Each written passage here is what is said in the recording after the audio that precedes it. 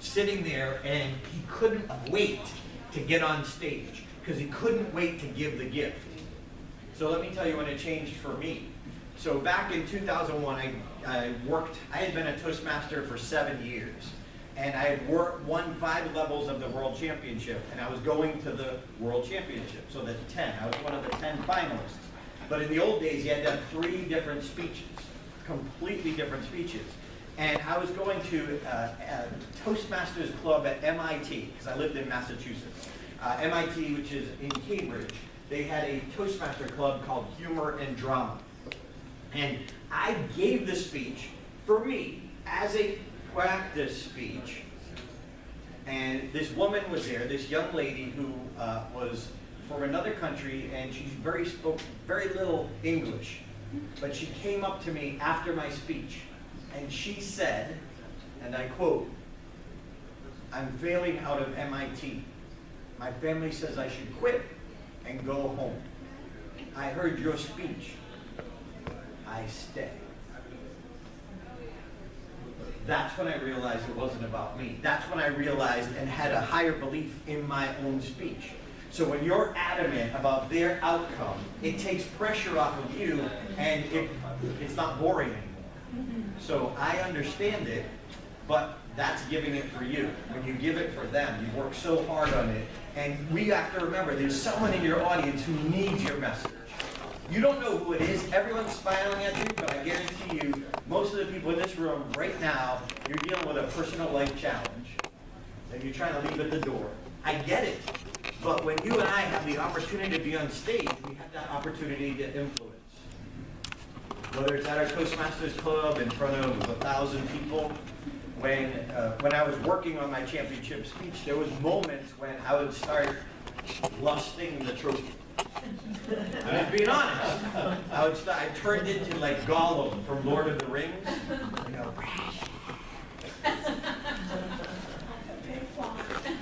and so my coach would see this. And I mean, I was pretty good most of the time, but I want to admit that sometimes I saw the trophy and I wanted it so bad, I was down to 10. I had a 1 in 10 chance. In Vegas, where I live, that's awesome odds. And so when he would see me do this and act this way, he would pull me aside. And he said, "Darren, it's not about you. It's not about your speech. The trophy goes to the person who actually impacts the audience the most. The trophy is the side effect, not the end goal." He said, "You got to look beyond the trophy." He said, "Darren, tomorrow morning, you have the privilege of 2,000 lives for 7 minutes. What will you do with that?" So if you take that on stage, you have the privilege of however many people in your audience. So tonight, I have the privilege of 40 lives for an hour and a half. But I'm also thinking of the people you'll be in front of. So I get to influence even more people. If I can help you tell your better story, if I can help you have more impact, that's how I'm going to touch the world. So I take every moment I'm up here seriously. It's not about me. It's not about my speech. It's about, do you leave differently? There was in my original speech, the first title was called "Don't Chop Down Your Cherry Tree." So it became "Ouch." If you can see it on YouTube if you want to check it out. Is the thought process in the listener's mind. The most important part of a presentation is the thought process in the listener's mind.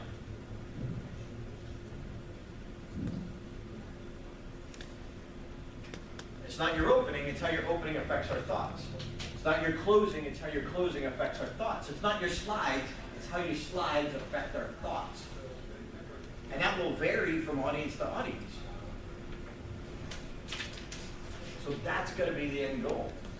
So the original story that I had to leave out was in 1899, Dr. Goddard, who my speech is about, Dr. Robert Goddard, who launched the first liquid fuel rocket in history in my hometown. And so it's a story about his failure, his first failure, only 41 feet high. Anyway, in 1899, his grandmother asked him to go out to the backyard and prune the top of the cherry tree. Yeah, it has this much, 443. And he took his little axe, climbed up on the top of the tree, but instead of pruning, he sat there and daydreamed. And that's when he had a thought. Wouldn't it be wonderful if I could build a device to take off from the ground and to reach the stars? Dr. Goddard said in history books that when he climbed down from the tree, he was not the same boy who climbed up. The thought literally changed who he was. So when you get a chance to speak, you have an opportunity to influence and plant those seeds that people leave thinking differently about your subject, about your topic, than when they came in. That's a huge opportunity if you look at it that way. During the introduction, there's like a video. No. Any other questions? Assuming we're still Darren, we have 10 minutes before 10 you minutes. officially start. 10 minutes, 6 o'clock. So what else do you want to know? It would be Nathan, the one in the corner. Anybody? Yes. Nathan is starting the video. I have not worked with Jay Leno. I have worked with Stephen Wright. And if you know him, you got to be older to know him.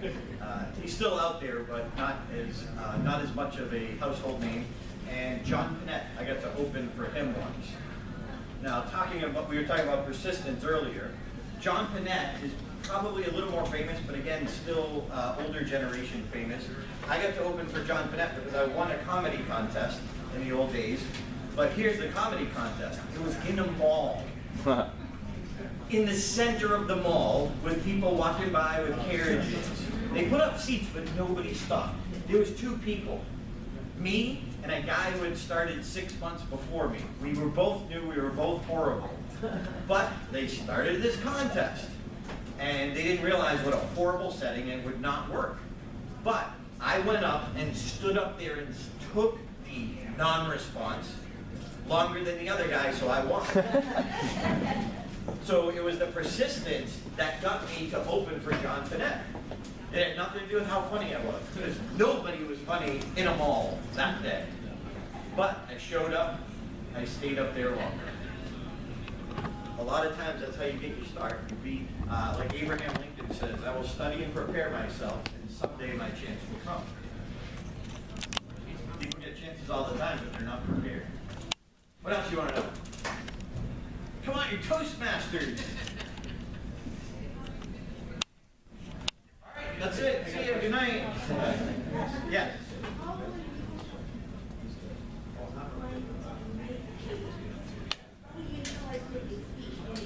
How do you make it unique? Great question.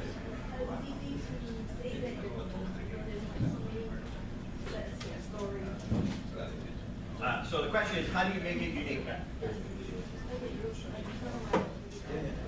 Well, you tell your stories. You make it unique by your story. So there's many universal principles out there.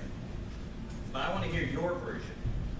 So here's how Mark Brown, my coach, started me to work on my championship speech. So I didn't know him. I had a different coach do the 5 other levels. And then when Mark met me, I had a blank piece of paper. And I had no idea what I was going to write about. And so he said, and I encourage you to consider this question. He said, choose the most important child in your life. Picture them right now. If you have more than one child, pick your favorite.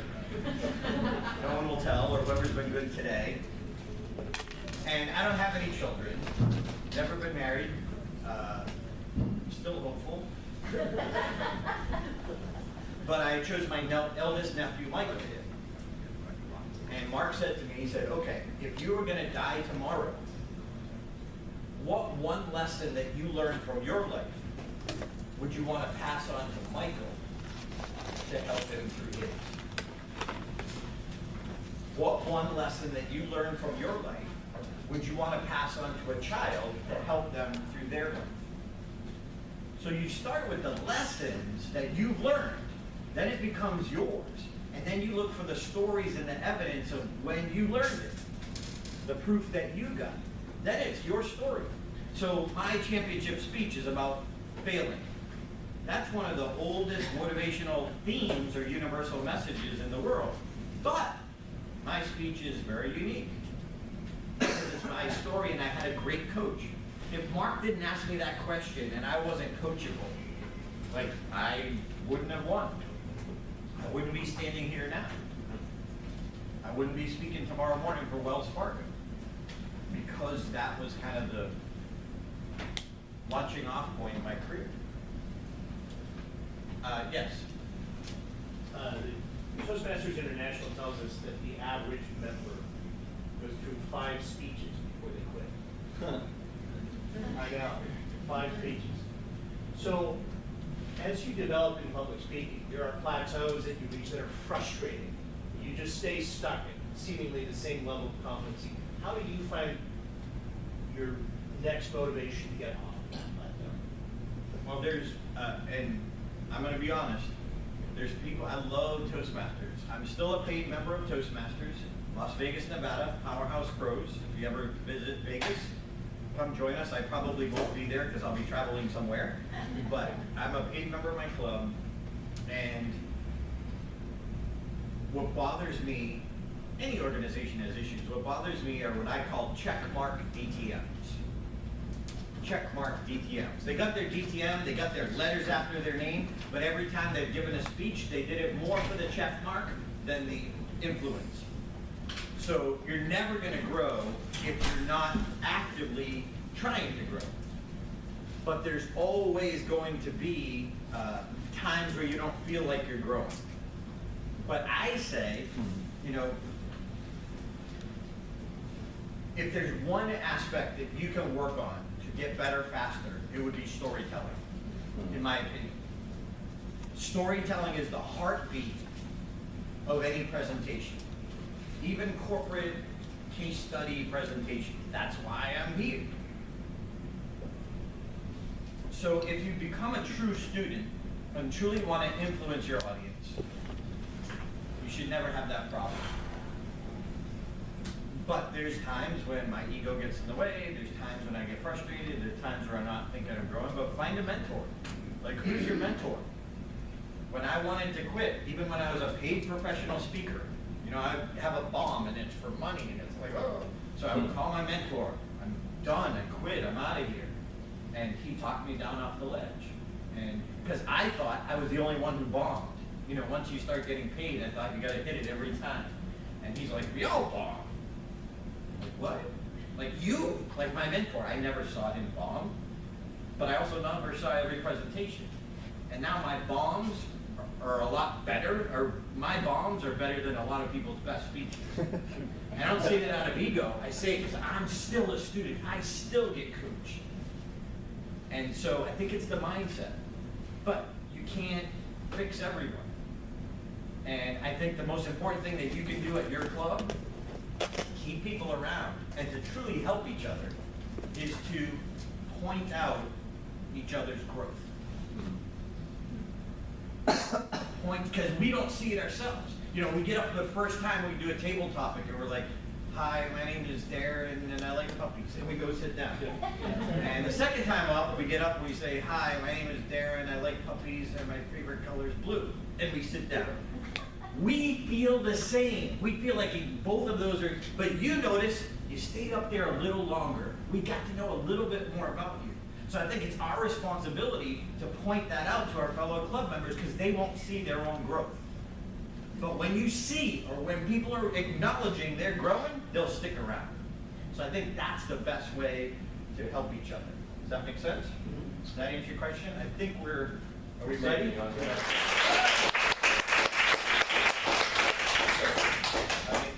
I'm here on behalf of Wells Fargo. I secured the venue for you all, last minute notice.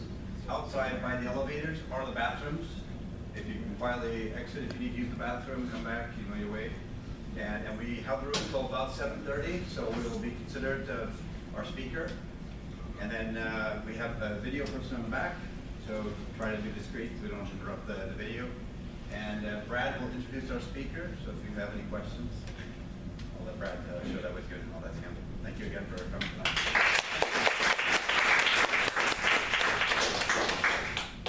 Greetings, fellow Toastmasters and the guests we have here tonight. How's everybody doing tonight? Yay! Great. Phenomenal! Phenomenal! Even better. Let's have one more round of applause for Nathan, Melvin, and the rest of Wells Fargo for opening up.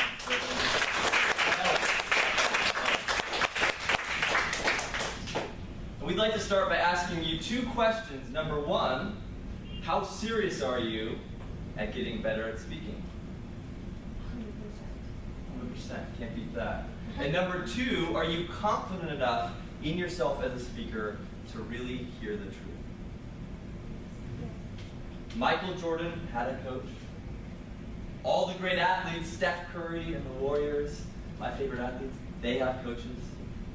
And all the best speakers around the world have coaches. The reason is you can't become truly great without a coach. You can become good and not great, because to reach great, you have to get feedback from a higher level. And Darren admits that in 2001, he would not have won the World Championship of Public Speaking without a coach. So he had two. And one of those coaches, Mark Brown, who we talked about just now, he was the 1995 World Champion of Public Speaking, gave Darren the exact opposite advice that his other coaches gave him. Because sometimes champions think differently. Do you have a coach or a speaking mentor? Raise your hand. A few of us do. These two. That's gonna change. Well, tonight you do. Tonight you have a coach, and it is Darren LaCroix. Again, he needs no introduction, but Darren LaCroix was the 2001 World Champion at the World Championship of Public Speaking. And right now we will cut to a video from Anaheim in 2001 where they're about to announce the winners. It always works. Pay no attention. And he has to come on stage to start his own video. Round of applause for Darren.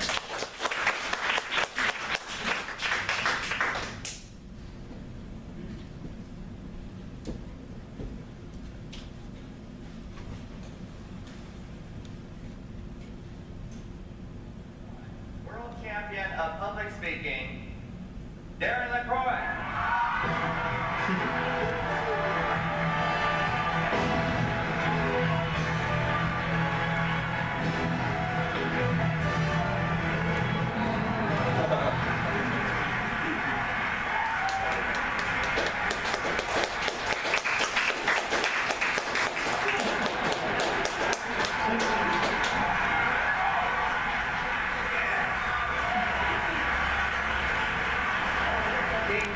Subjects would like to hear a few words from you.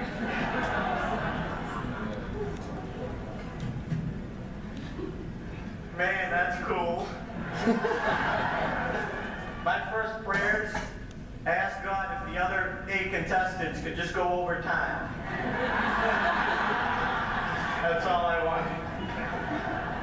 Again, thank you to my district, Dave McElhaney, Carmen, of course, the great, the one and only, the genius of speaking, Mark Brown, David Brooks, Ed Tate. The champions are so gracious, giving me wisdom and advice, and I knew I would work hard, but they helped keep me on the right track. One more little. Did anyone else ever cry during this thing? Am I the first one?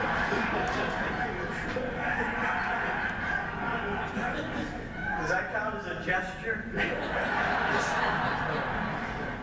I'll never forget. My dad probably doesn't even remember. He said, I don't care what you want to do. Just be the best. And I am, Dad. Because that caring and wanting to help people comes through in everything he does. Darren cares about you. He's a mentor. And how to deliver a speech, how to write a speech. So it's just, I think you get the full package with Darren. Darren, as I said earlier, challenges you. And he wants me to get better. He wants me to grow. Someone just said you're the world champion. What are you gonna do now? I'm going to Disneyland.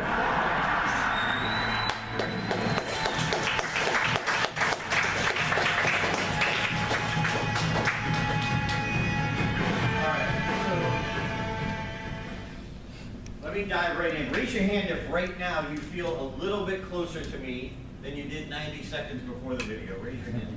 Woo! Why? Because I cried. Emotions. Showed heart. Love your I love my parents. Yeah. What was happening in the video when maybe you felt that connection? What was going on?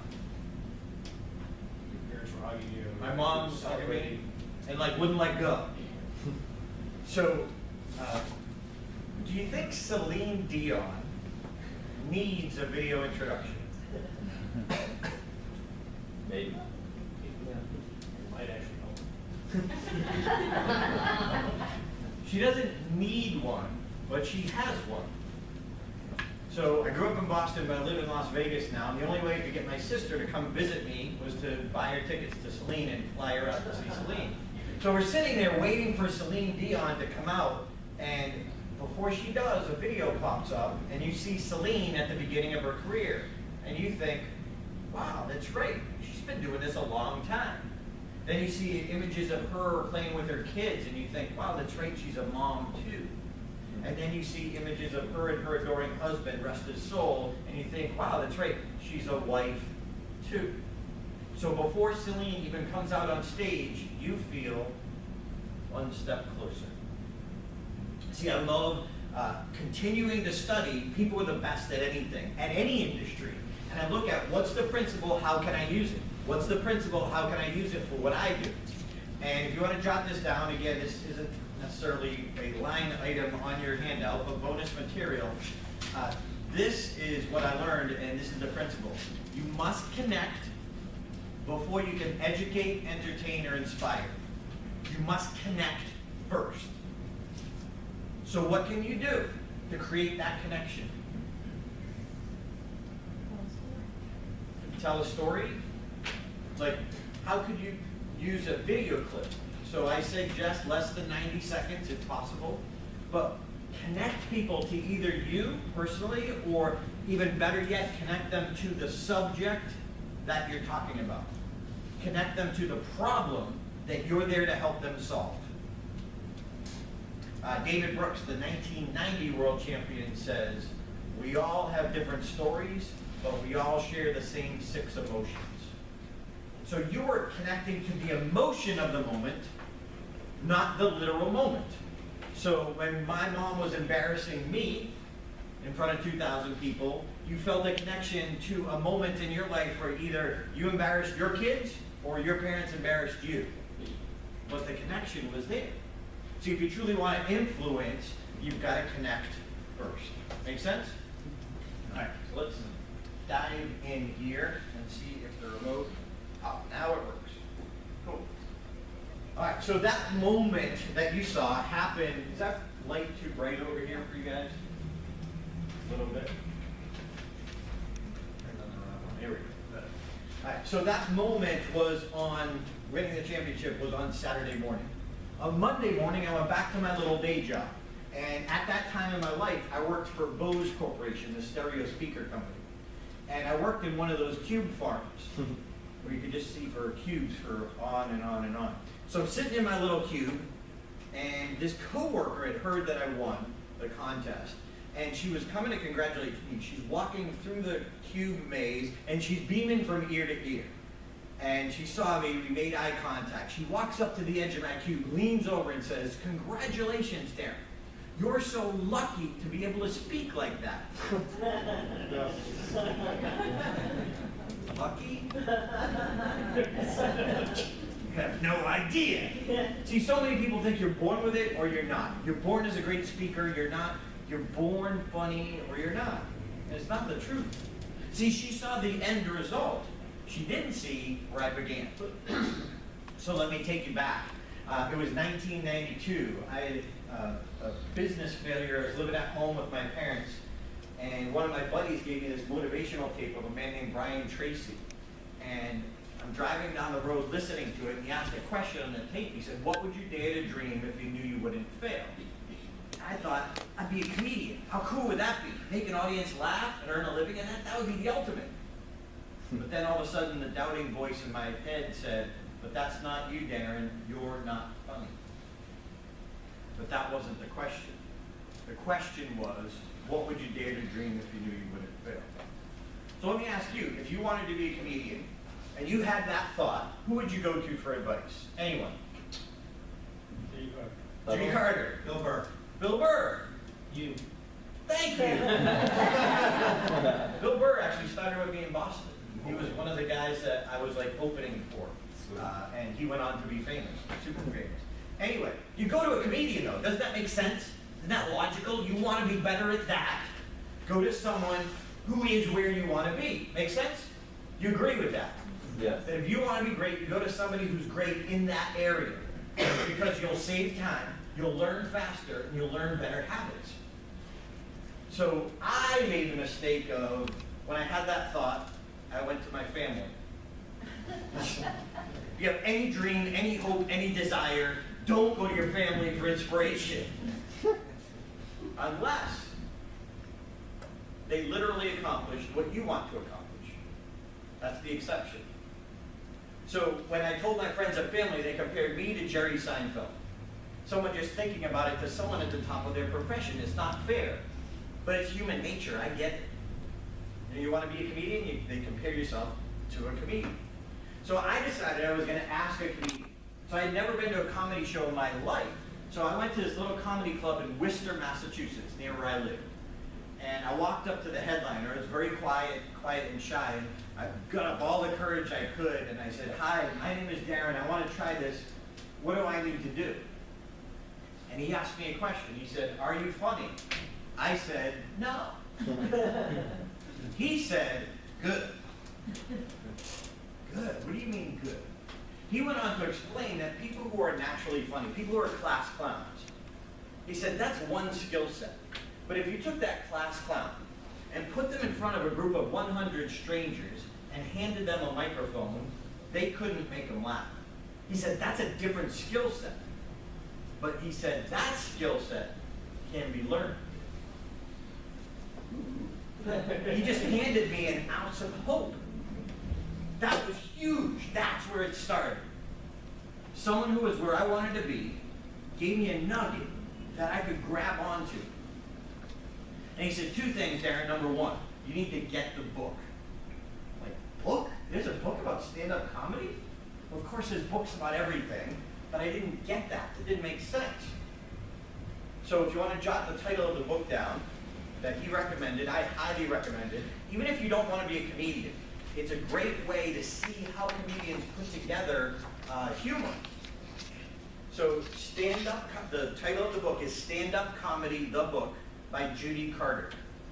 Stand-Up Comedy, the Book by Judy, J-U-D-Y, Carter, C-A-R-T-E-R. So man, who is where I want to be, says get the book. Guess what I did? I got the book!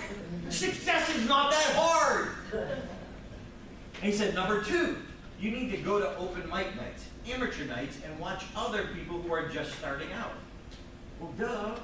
Now I'm comparing myself to someone else who's starting out. That makes logical sense. I can do that. So I never been to a comedy club before, never mind an amateur night. So on Sunday night, just a couple days later, I went to Stitches, which is in Boston, Massachusetts, right outside of Fenway Park. And it was an amateur night. And I walked into the comedy club, it had the sticky floor, the stale beer smell, and I watched people go up for their first time. Ladies and gentlemen, they were horrible. Horrible. And I immediately thought, I could do that. It actually inspired me. I could do that, because now I'm comparing myself to someone else who's starting out. So I got the book. I went to Stitches every Sunday night for 2 months to be re-inspired. I went through the exercises. It was April 26, 1992, Stitches, Boston, Mass. Do you ever have a moment in your life where it turns into slow motion? I always remember the comedian introducing me that night. Ladies and gentlemen, please welcome to stage for the first time, Darren LaCroix. And I came up from the side of the stage.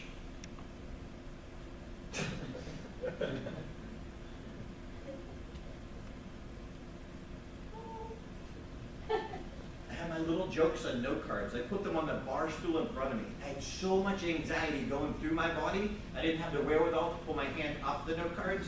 You ever try and read while you're shaking? One of my very first jokes was about Dr. Goddard, who had launched the first rocket in history in my hometown. It only went 41 feet high, and I was making light of that. But I was so nervous that what I was saying and what I was doing with my body language was not in sync at all. So I had my little jokes on note cards and shaking, and I was talking about Dr. Goddard, and I said his rocket took off and it went vertical.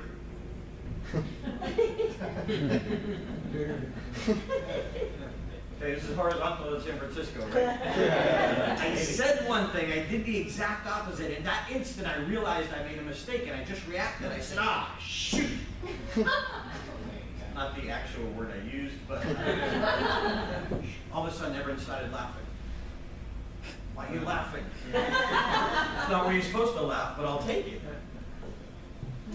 That's the only laugh I got that day. As I walked off stage, this man put his arm around my shoulder. He said, don't worry, man, it's just your first time. I remember thinking, don't worry, it's just my first time. Did you see what I did? I got a laugh. I'm the king of comedy. Why so often do we let other people tell us what success is? See, everyone there that night thought that I bombed. I looked at it differently. I got a laugh. And at 5 minutes of time, I had one thing that worked. If I could get rid of everything that didn't work and figure out how to reproduce the one thing that did, I could do this. And I've been doing stand-up ever since that night. And now speaking. Now, when I tell that story, a lot of people look at me now and they see I'm pretty comfortable up here and think, wow, he's probably exaggerating. It couldn't have been that bad. Well, guess what? I brought proof. My friend's wife was there that night with a video camera. I'm going to show you the most powerful 57 seconds of video that you've ever seen. Now, before I show you this clip, let me get a couple things out of the way right up front. Number one, this was 1992. A lot has changed. And number two, ladies, I am fully aware that parachute pants are no longer in fashion. So let me take you to 1992.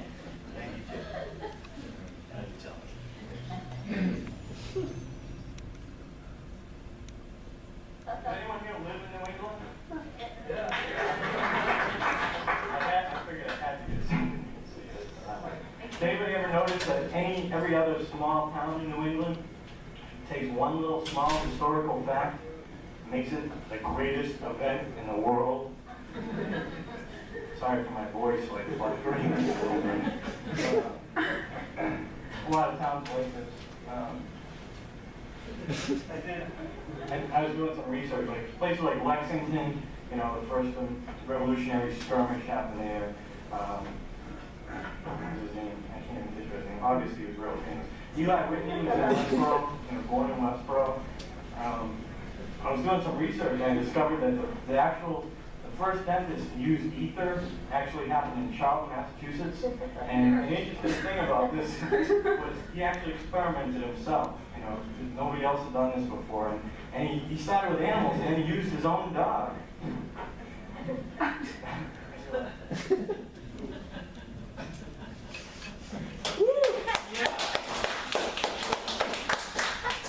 Now tell me the truth. If you were in that room and you saw that performance, would you have ever walked up to me right after the show and said, you know, Darren, if you practice real hard, someday you could do this for a living? No! I watch that now and think, how did I ever go up a second time? Well, my real question for you is this. If I can go from that to winning the world championship, what can you do? This isn't about speaking. This is about anything. All I did is I went to people who were the best, and I became a sponge. Our biggest challenge as adult learners is ego. We want reinforcement that we know everything, instead of opening up and being transparent and being a sponge. Whatever challenge you have in your life, whatever big goal or achievement you have, go to people who have done it. Buy the book. Get the book. One simple first step. Because nobody needs more information. What we need is processes that get us where we want to go. Make sense? All right. So we dive in here. I'm going to pass this around.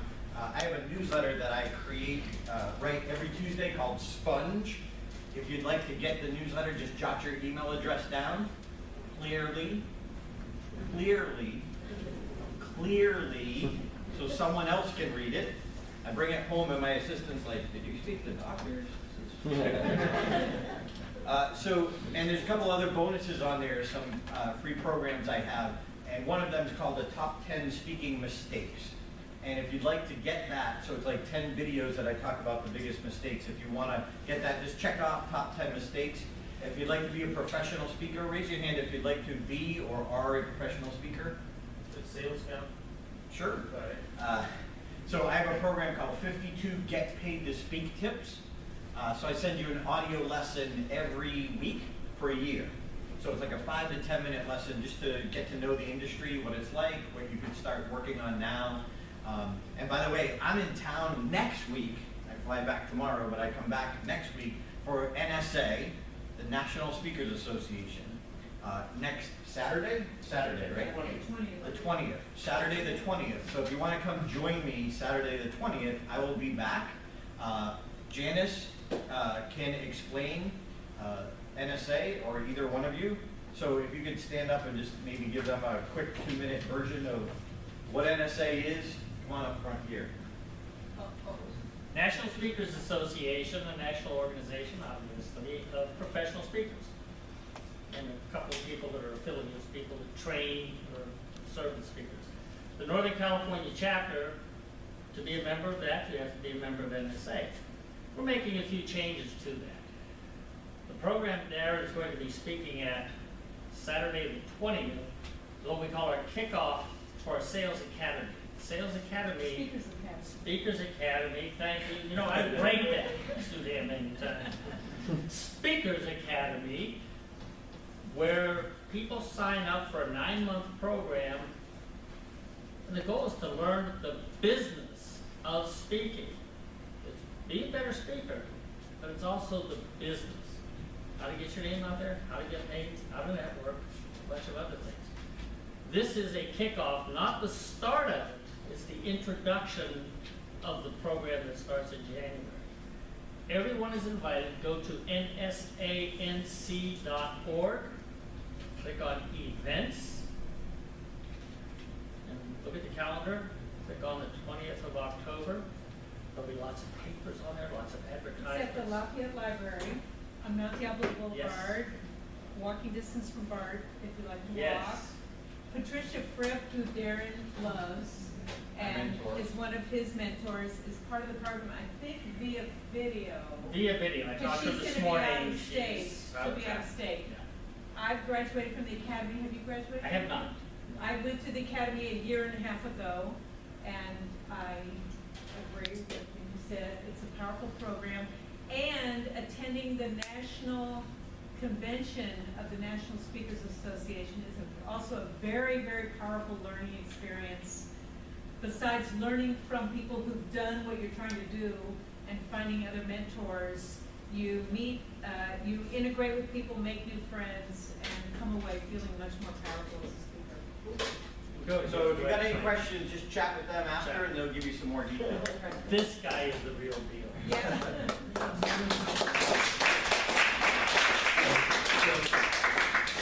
You love Toastmasters. So I've been a member of NSA since 1994 and Toastmasters since 94. So NSA is where you learn the business of speaking. Toastmasters is where you focus on the skill of speaking. So I needed both to be able to do what I do. So if you even think about it or dream about it, go check it out and spend time with the people who are here doing what you want to do. I mean, I started off, I just went, I was a wannabe, it was a dream. So unlike Toastmasters though, there's only one chapter here and it only meets once a month. So Toastmasters, you guys usually meet every week. So anyway, check it out if you're interested, just get to know they're good people. You don't have to be a member to come to the event. Yeah, you could be a guest. Right. All right, so you okay with the truth? Woo! Yes. Yes, all right. If you want a trophy, No. buy one. It's a lot easier. So much easier. But you and I gotta understand why. Like, I don't mind if you wanna go for the trophy, but I wanna know your bigger why. Because your bigger why is the important. Why do you wanna win? Do you need the validation? Like a lot of people think they need the trophy to be no. Nobody hires me because of a lucite piece of lucite sitting in my office. No one hires me because of that. And no one outside of Toastmasters has a clue what the world champion thing is. But if you compete in the contest, it forces you to work harder, which will make you a better speaker. Which will then, as a side effect, maybe get you a TEDx talk or somewhere else. So it's just one little venue. So don't overdo the trophy. So I was in China speaking back in November. And I had a day, I was speaking in 2 different cities, Jinan and Nanjing, on 2 different weekends. So in the middle, I had a couple days to sightsee. So I went in this museum, and I got stuck. I had there a person who was an interpreter and kind of taking me around, and I got stuck at this exhibit. And I'm standing there, and they kept saying, "Mr. LaCroix, we need to go, Mr. LaCroix." And I was like, there's something here, like I don't get it, but I stood there, like I need to figure this out because for some reason it's important. And then what I realized, if you notice, what the museum did is they took the pieces of the pottery and put them back together. And they didn't hide it, they're showing clearly that the white plaster is where the missing pieces are. When I realized this, I said, this is our audience. Every time you get in front of the audience, this is that white, that plaster is hope. You and I are merchants of hope.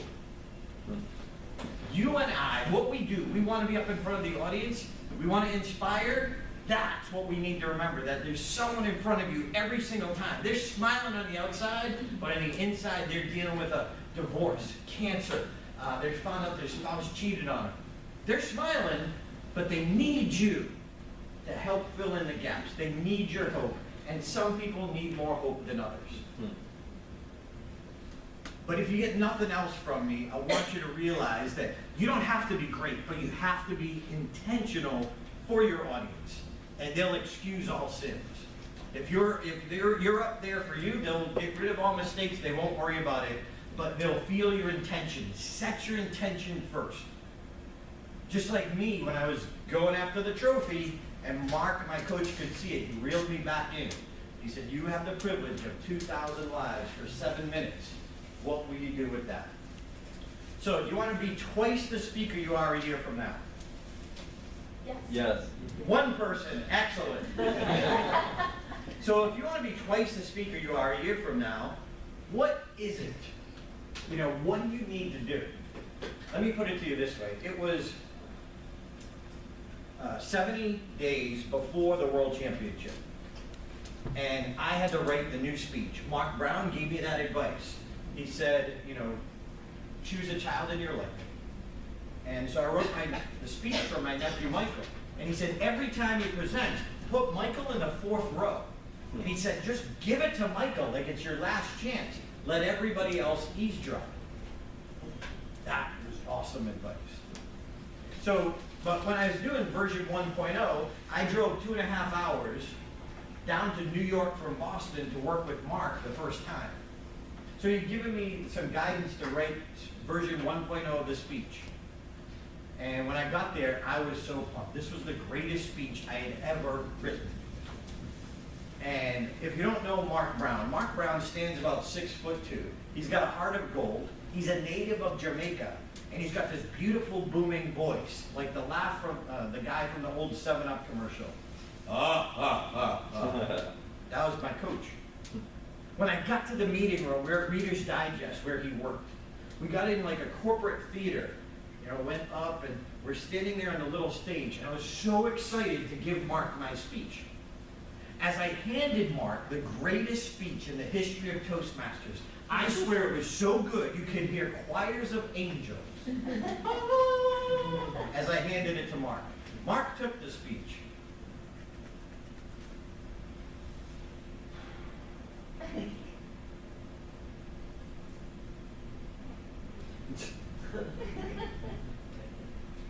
Oh, Darren. we have some work to do. What? I did everything he told me to do. I wrote the greatest speech that I could write. From the level I was at. But you don't know what you don't know. See, Mark could see in 2 minutes what I couldn't see after 7 years in 4 Toastmaster clubs.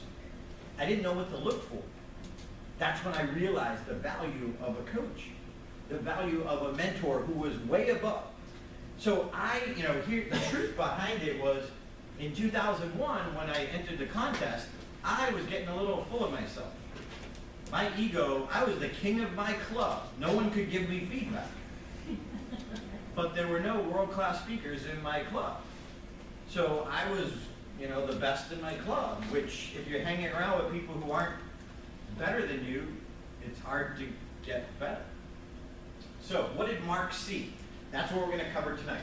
See, he saw certain things that I had and certain things I needed to get rid of.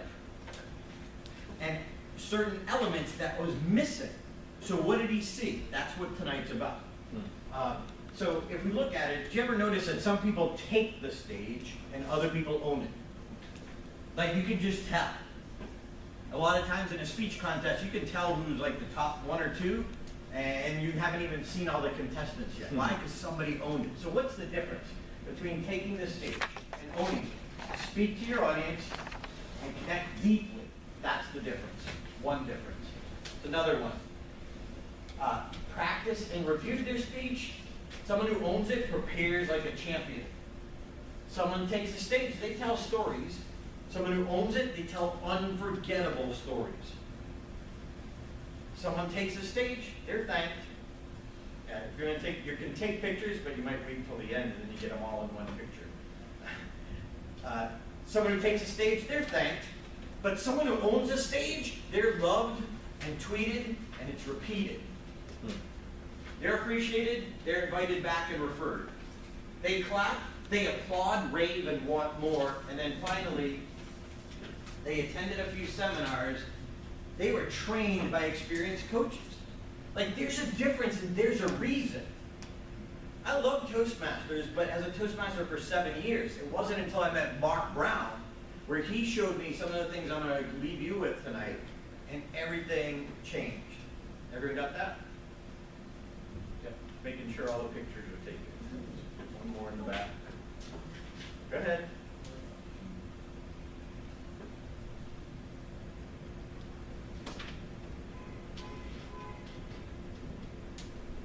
So the question is, how do we get there? What's the difference?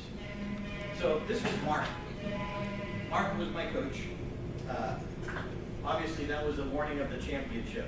I realized in 2001 that if you're not coachable, there is no cure.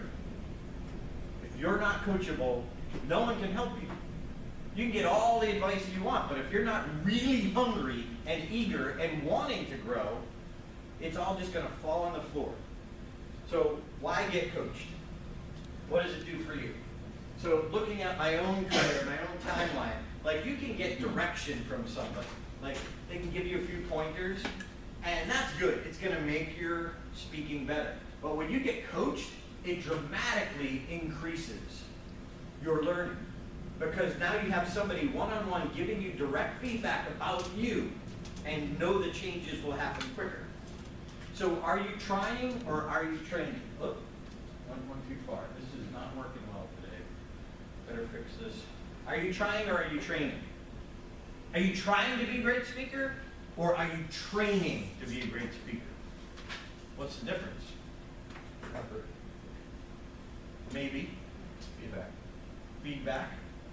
See, I can try right now. If you offer me $1 million, I can try to run a marathon if you give me $1 million. I can try really hard, but it ain't gonna happen. I get to mile 8 and collapse. But if you offer me $1 million 6 months from now, if I could complete a marathon, I could train for that. Today, I could go and look up how to start training for a marathon. Tomorrow, I could read some articles on how to do that. I could find a coach. I could find a running club. So I could train for it. A lot of people are trying to be great speakers, but they're not being trained. What's the difference? This is brilliance from one of my best friends. He's a writer. He says, training is doing what you can do today, so that tomorrow you can do what you can't do today. Training is doing what you can do today, so that tomorrow you can do what you can't do today. So I was training when I first heard about that Judy Carter book. I ran out and I got it. I went through it. I did the exercise. I'm sure a lot of people bought the book and never did anything with it. So are you trying or are you training? Raise your hand if you think you've written a world-class speech. See, I think you have. But here's the problem. You haven't finished it yet. See, here's the problem. I love Toastmasters. Here's the problem with Toastmasters. Let's say, here's what we do. We train you to do this, to give a speech and get feedback. And then what do we teach you to do? Write a new speech and get feedback. And write a new speech and get feedback. And write a new speech and get feedback. So how often would you say an average Toastmaster, not an advanced one, not a hard worker, but an average Toastmaster, how often would you say in a year they do a prepared speech? Anyone? 4. 4? Is that fair? 4, 5, maybe 6. Anywhere between 4 and 6. Okay? So, do you think doing 6 speeches in a year is ever going to make you world class? That's trying. So let me show you what happened in a day when I was working on my championship speech. Here's what I did in a day. So I would get up early in the morning, I'd go to a breakfast club, I would give this speech and get feedback. I would then go back to my day job at Bose. I'd work, I'd take an early lunch, an extended lunch, and I would give this speech and get feedback. I would go back to my day job, work until 5 or 6, and then at night I would go to a community club and give the speech and get feedback.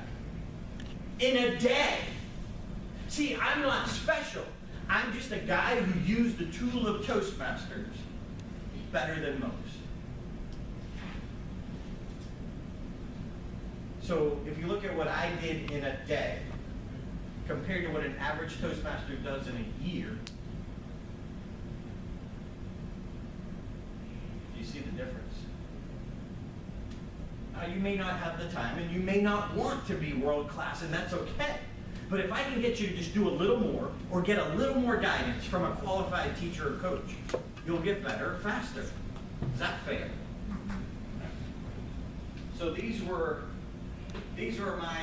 is Judy Carter, and this was Vinny Favorito. He was a headliner in Vegas. He was my coach. If you've ever heard my mantra, stage time, stage time, stage time, he was the guy who taught it to me. I never dreamed I would share the stage with either one of them. So this is how I look at this. Effort times direction equals almost mastery. Effort times direction equals almost mastery. See, you choose how much effort you want to put in. That's up to you. As a teacher, as a coach, I can inspire you, I can motivate you, I can guilt you. Learned that from Mom. But what I can't do is put in the effort for you. But if we look at it, if you're here and you want to get to mastery, obviously there's a direct path that's going to be faster. But here's what I realized in 2001 is I was working really hard in the wrong direction. But who do you think, as a wannabe, I had the most time with? I was around the most. Opening acts. Okay? Who do you think makes the most mistakes? Opening acts. Who has the worst habits? Opening acts. That's not a good combination. But fortunately, back then, I was listening to Brian Tracy and Tony Robbins, and they said, go right to the headliners. Listen to the people who are way up here, because they think differently, they have different habits, they suggest different books. So if you're spending too much time with opening acts, you're not going to grow. In fact, you'll lengthen your learning curve. Lengthen your learning curve. So it kind of looks like this. Now, if we look at this vector, we have to constantly correct too. So I think the math to mastery is effort times direction plus correction. You can master anything. You can come over any challenge. Effort times direction plus correction.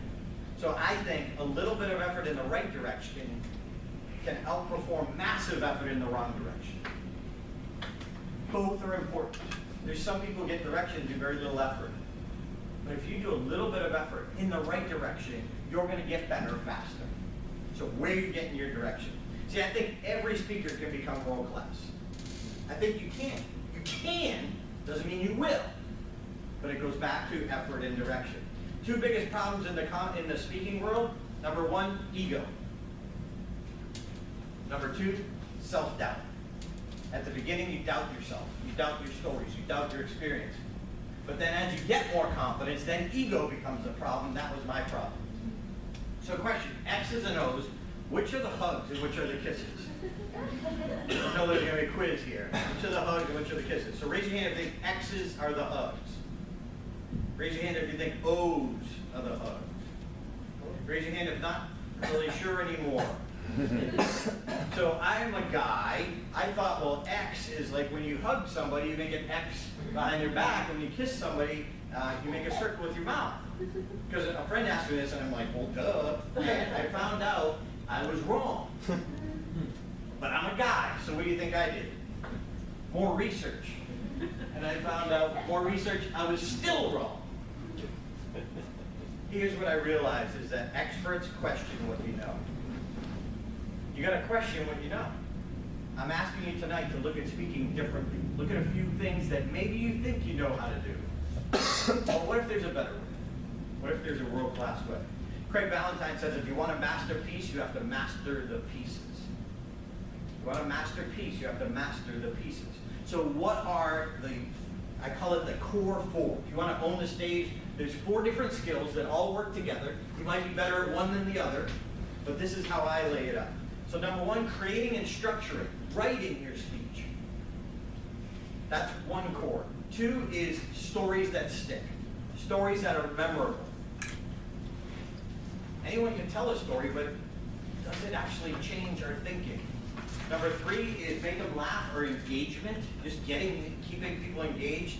And then core 4 is owning the stage, your personal style and delivery.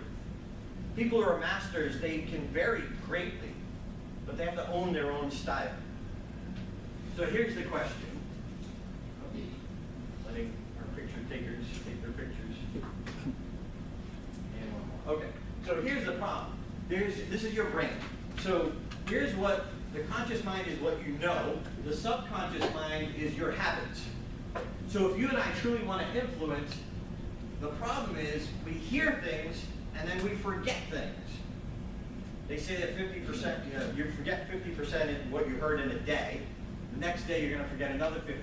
The next day you'll forget another 50%. Next week you'll swear I was not even here. So this is where we truly influence, is in the habit area. What we want is the aha. So there's 2 ways to do that, 2 ways to get an aha. And I love the quote one of my coaches, Don Nacera, said, an aha is the letting go of a previous belief. An aha is the letting go of a previous belief. So how do you do that? So 2 ways. Number 1, repetition, repetition, repetition, repetition. And number 2 is a story well told. A story well told will actually go down to your subconscious mind and it'll change your thinking. All right, so imagine you're about to give the speech of your life. You are competing in the World Championship of Public Speaking. You've been working on your speech for 6 months. You've given it to everyone who will listen, the cat, the dog. Your spouse hates the speech, but it's Saturday morning. It's the big day. You're about to compete. It's 9 a.m. You walk into the meeting room and you look out and you see 2,000 chairs. You can smell the coffee brewing in the back of the room. You can feel the tension of the contest in the air. Well, it was right at that moment that my dad walked up to me and said, Darren, I can't find my seat. Not now! There's 2,000 seats, Dad, pick one. Here I am yelling at the man who loves me and cares about me the most. And that's when I realized the tension is not out there. It's all right up here. It's what you do with them. So to show you how I competed, so what I'm going to do is I'm going to show you the winning speech. And I'm going to show you an early version of the same speech. And we're going to talk about the difference between the two. That is the checklist. That's what you're going to walk away with that Mark saw that I didn't even know to look for. So let's start off with the first one.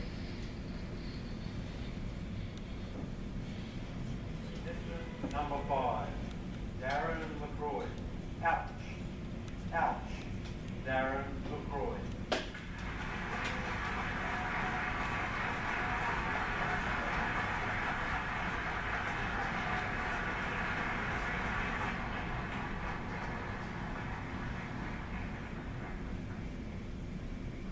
Can you remember a moment when a brilliant idea flashed into your head?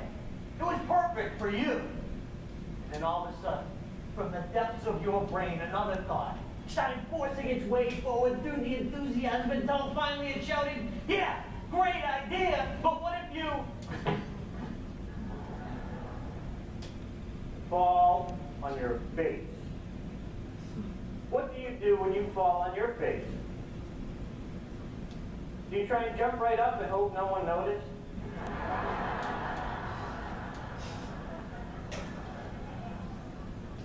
Are you more concerned with what other people will think than what you can learn from it? Mr. Contest Chair. Frank! And the people way in the back! Ouch!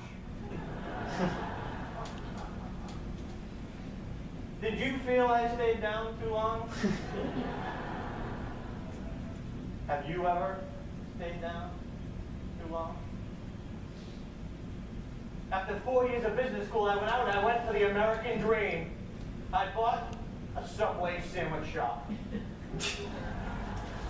Oh yeah. You're all impressed, I can tell. I don't want to brag or anything, but in 6 short months, I took a $60,000 debt, and I doubled that debt. That's right, I turned Subway Sandwich Shop into a non-profit organization.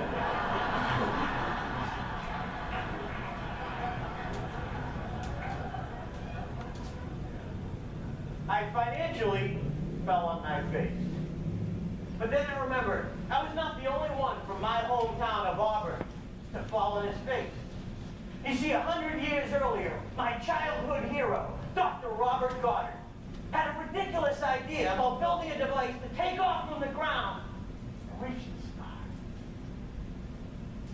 Dr. Goddard was the reason we landed on the moon. I remember when I had my ridiculous idea, I was listening to a tape of Brian Tracy, a great speaker. He asked a question. He said, what would you dare to dream if you knew you wouldn't fail? I struggled for an answer and then, bing! I'd be a comedian. But you have to understand my background. I wasn't funny. I wasn't considered a class clown. In fact, the first time my brother ever laughed at me was when I told him I wanted to be a comedian. Ouch! Who do you want to be? What changes do you want to make in your life? So many of us can see clearly where we want to go. And yet, we go back and forth. If I just had a little more time, if I just had a little more money, if the kids were just a little older. But we never take that first. Dr. Goddard's first flight took off in Auburn and landed in Auburn. It only reached 41 feet, but it was a first step. There are strangers out there, people who don't even know you, who will make fun of your first step. when the local press found out about Dr. Goddard's ridiculous idea to reach the moon and his first flight? The next morning, the headlines read, "Moon rocket misses target by 238,799.5 miles." Ouch! But those strangers are part of your process. We also have friends and family that love us and don't want to see us fall on our face. Imagine my parents' reaction when, after stretching their budget to help me through college, seeing me fall on my face and then I come home, "Mom, Dad, I want to be a comedian."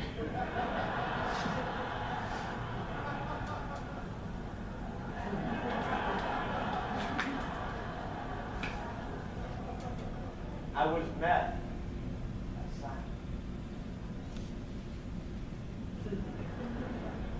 They too are part of your process.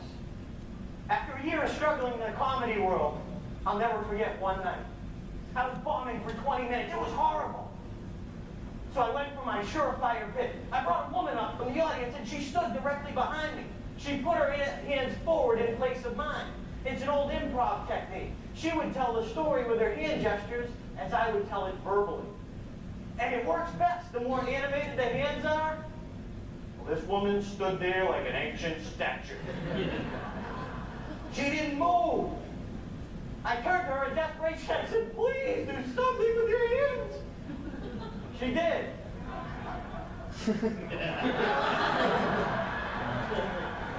Ouch! I immediately called my mentor, Rick. I said, "Rick, I bombed. I died. They hated me." Rick said, "So?" "What do you mean, so? How do you argue it's so?" And then Rick reminded me, every comedian, every speaker, anyone who's accomplished anything has fallen. Part of your process. And then I remembered Subway. I fell on my face, but I never took the next step. It's the step after the ouch that's so important. It's so difficult. We don't like the ouch. We don't want to take that step, but when that foot lands, you are going to like that feeling. We learn from the ouch. In an effort to reach the moon, Dr. Goddard said, "Failures I consider valuable negative information. Information essential to each step getting closer to the moon." Dr. Goddard was an ouch master.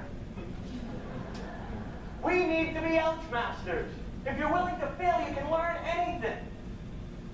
I still have my day job, but now in my hometown, in a comedy club, my picture hangs on the wall. But it's because I took the step after the ouch.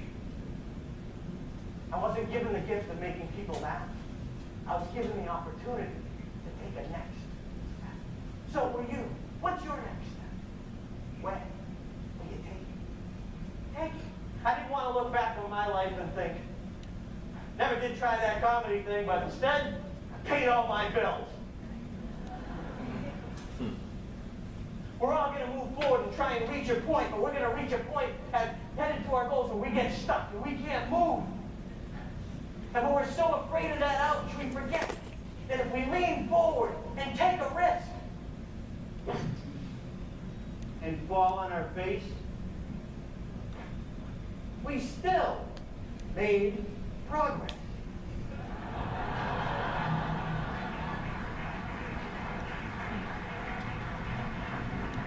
Go ahead and fall. Fall forward.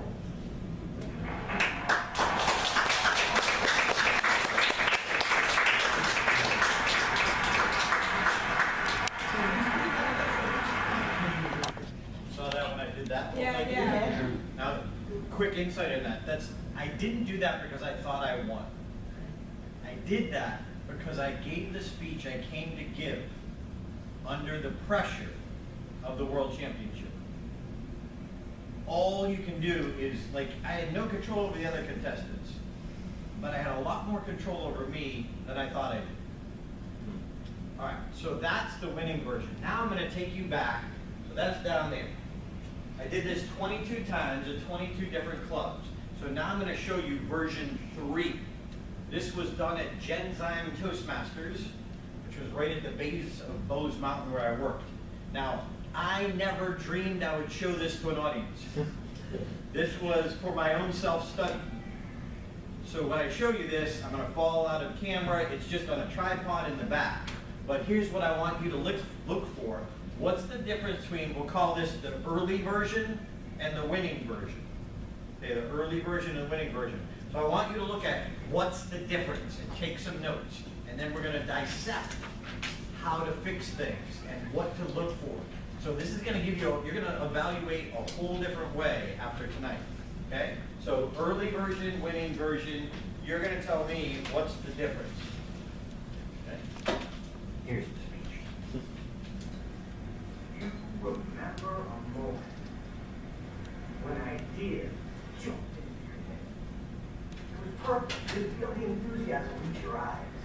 And then all of a sudden, in the back of your brain, this tiny little thought started forcing its way to the front to be heard. And then all of a sudden, that little thought said, but what if you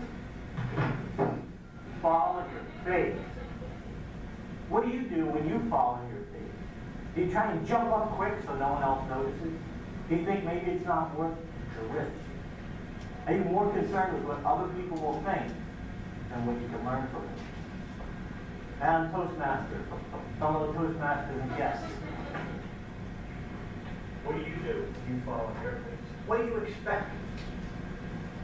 I went out for 4 years of business school and I went to the American Dream.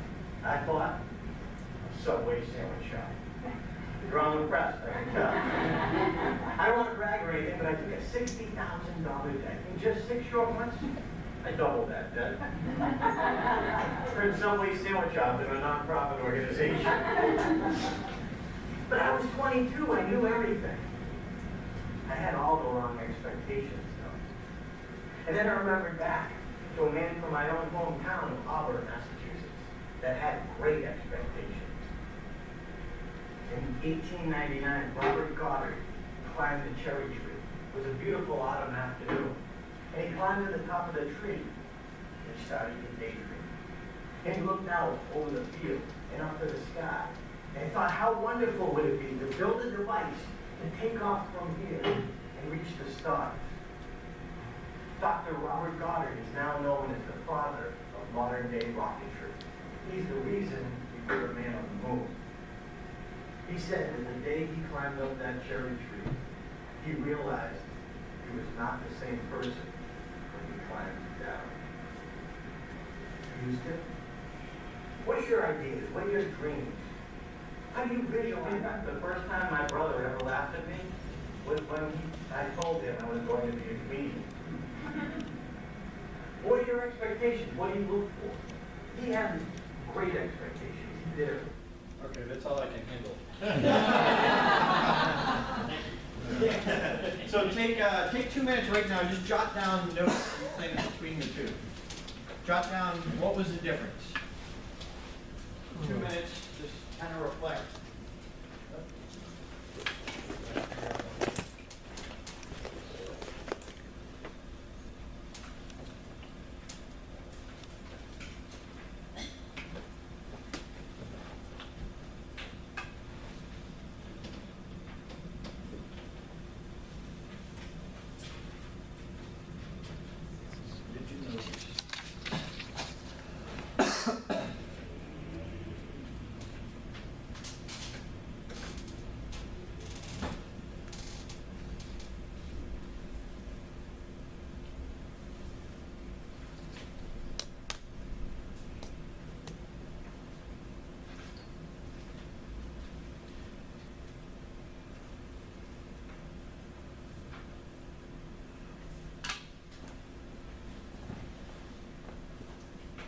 I'd like you to have a quick conversation with one of your neighbors in groups of 2 or 3. Have a little discussion about what did you notice the difference. Go.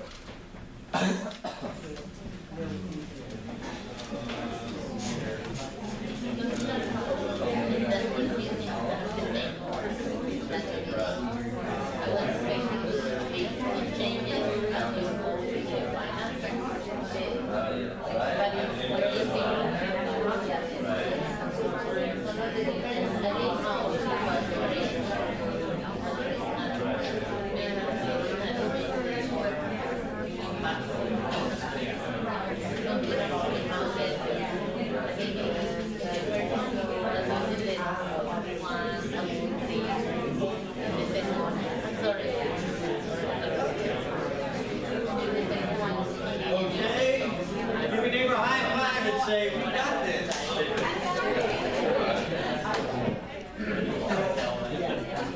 On your handout there, you'll see I broke it down into must have and must avoid. So here's the essential things you must have in order to have a powerful, impactful speech, and here's the common mistakes you must avoid. See, this is what Mark could see so quickly and easily that I couldn't. So when you tell me what you noticed, I'm going to have you write it down and put it into one of these categories, but I'm going to put it in like coach's terms. So you tell me, what did you notice? Anyone? Pauses were Pauses. better than the winning versus you just put over. All right, so write this down under must have. Use this word, wording. Pause to reflect. Pause to reflect.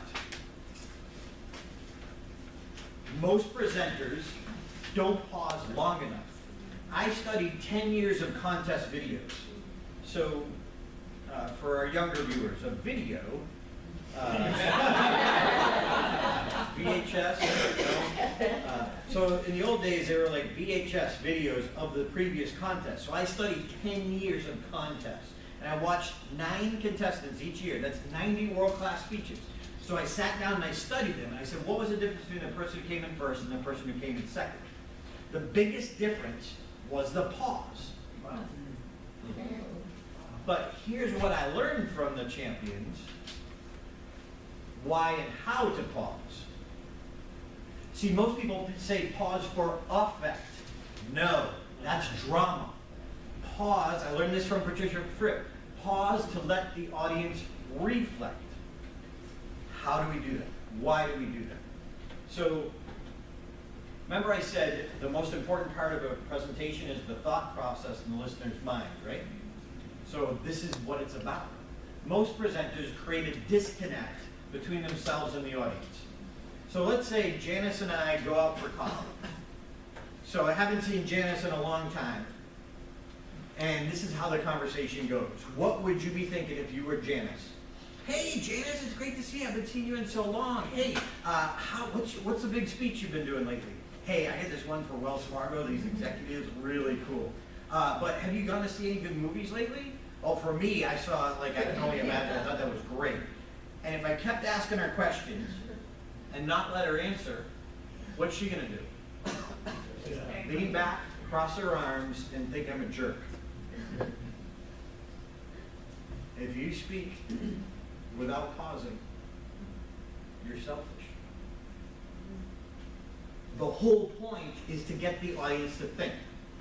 The reason we present is to change our thoughts. Well, if you don't let us have thoughts, Dale Carnegie said it perfectly. He said, speaking is a dialogue, not a monologue. Speaking is a dialogue, not a monologue.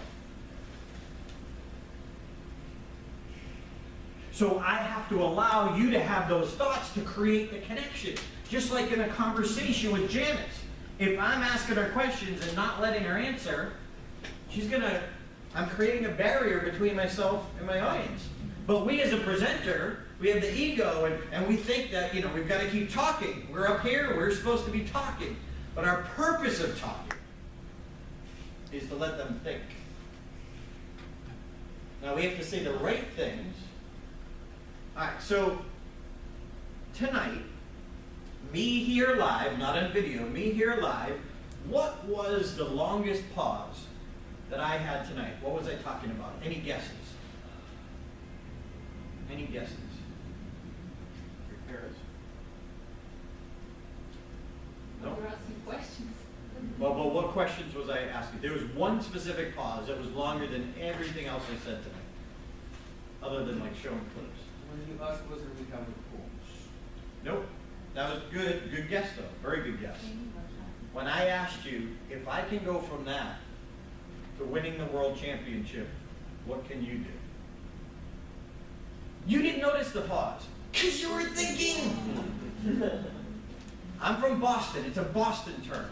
We say, shut up. You want to be a better speaker? Shut up more often. But you got to know what to ask. I know that the whole first 14 minutes of my presentation is all geared up for that one long pause.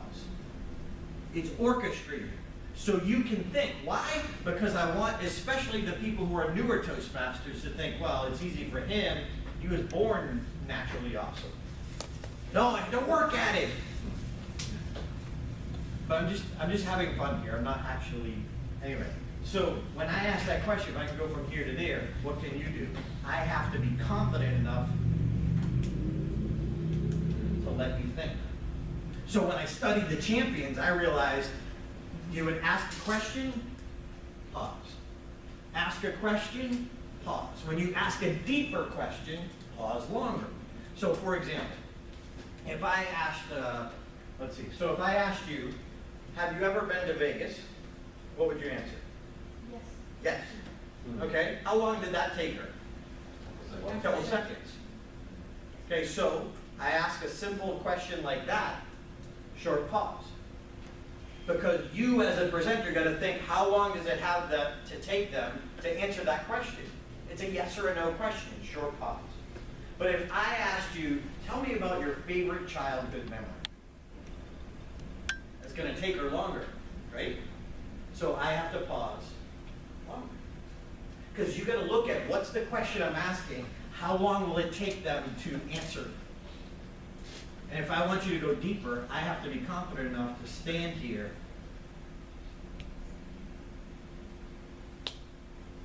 in silence.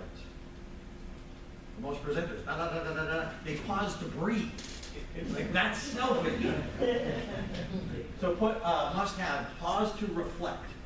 Now this is connected to this. Right under must have, write this down. You, Y-O-U, hyphen, focused questions. You focused questions. The most powerful word that you and I have as presenters is you. Because you means you, and you means you, everybody. See, let's just say Janice is wide awake in the front row listening and attentive.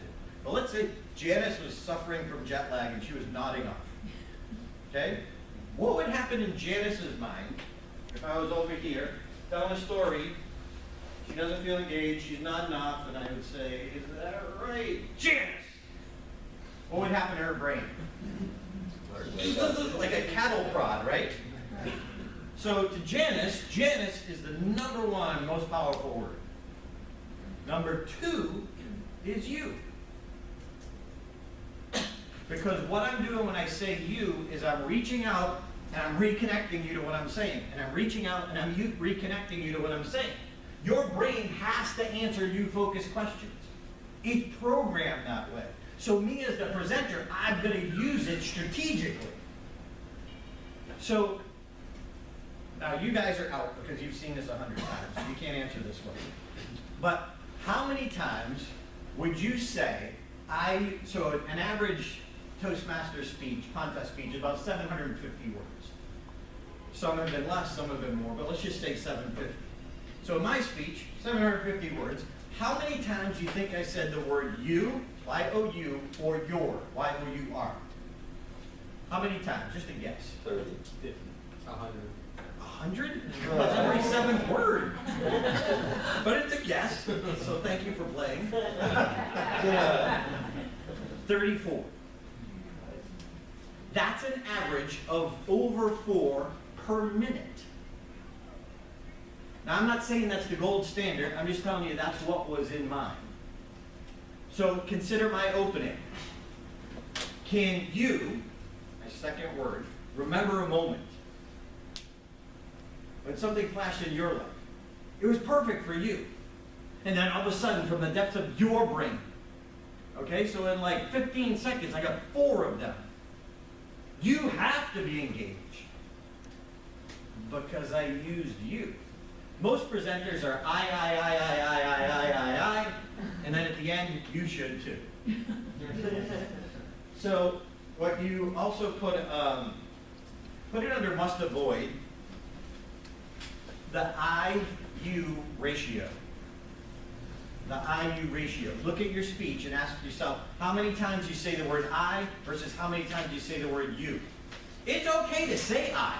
That's not a problem. But you don't want twice as many I's as yous. There's no definite number. But if you're aware of it, you're aware of it, and you'll probably do it better. Make sense? So there's got to be some I's. But what's your I-you ratio? All right, what else did you notice? I love this stuff. Your body movement. My body movement. You were very structured, purposeful. Every word, every movement had a purpose. In the long video, in the old video, you were kind of like an out of shape noodle. Yeah. You're being kind. I wasn't kind of. So under must avoid, write down moving without purpose. Moving without purpose.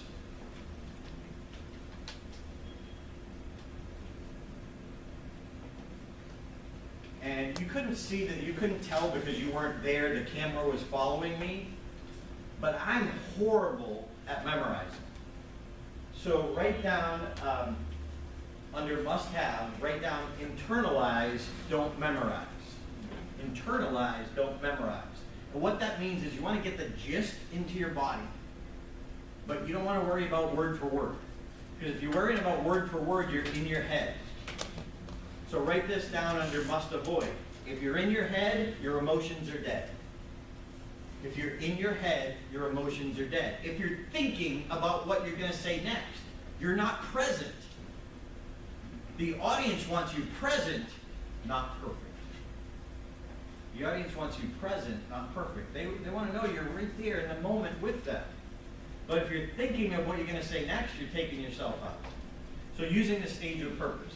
So what I did, internalizing, is can I borrow a piece of paper for a quick second? I won't do anything else with it. I had yellow cardstock, about, well, this big, yellow cardstock, and each of my vignettes and stories, I literally placed 8 pieces of cardstock across my room when I was practicing, across the stages when I did. So this is what I did. You could wake me up at 3 in the morning and I could tell you 238,799.5 miles. That vignette was from here. Mom, Dad, I want to be a comedian. It was the step after the ouch. The woman covered by mouth. VNI, valuable negative information. So I had just little cards and little keywords to remind me.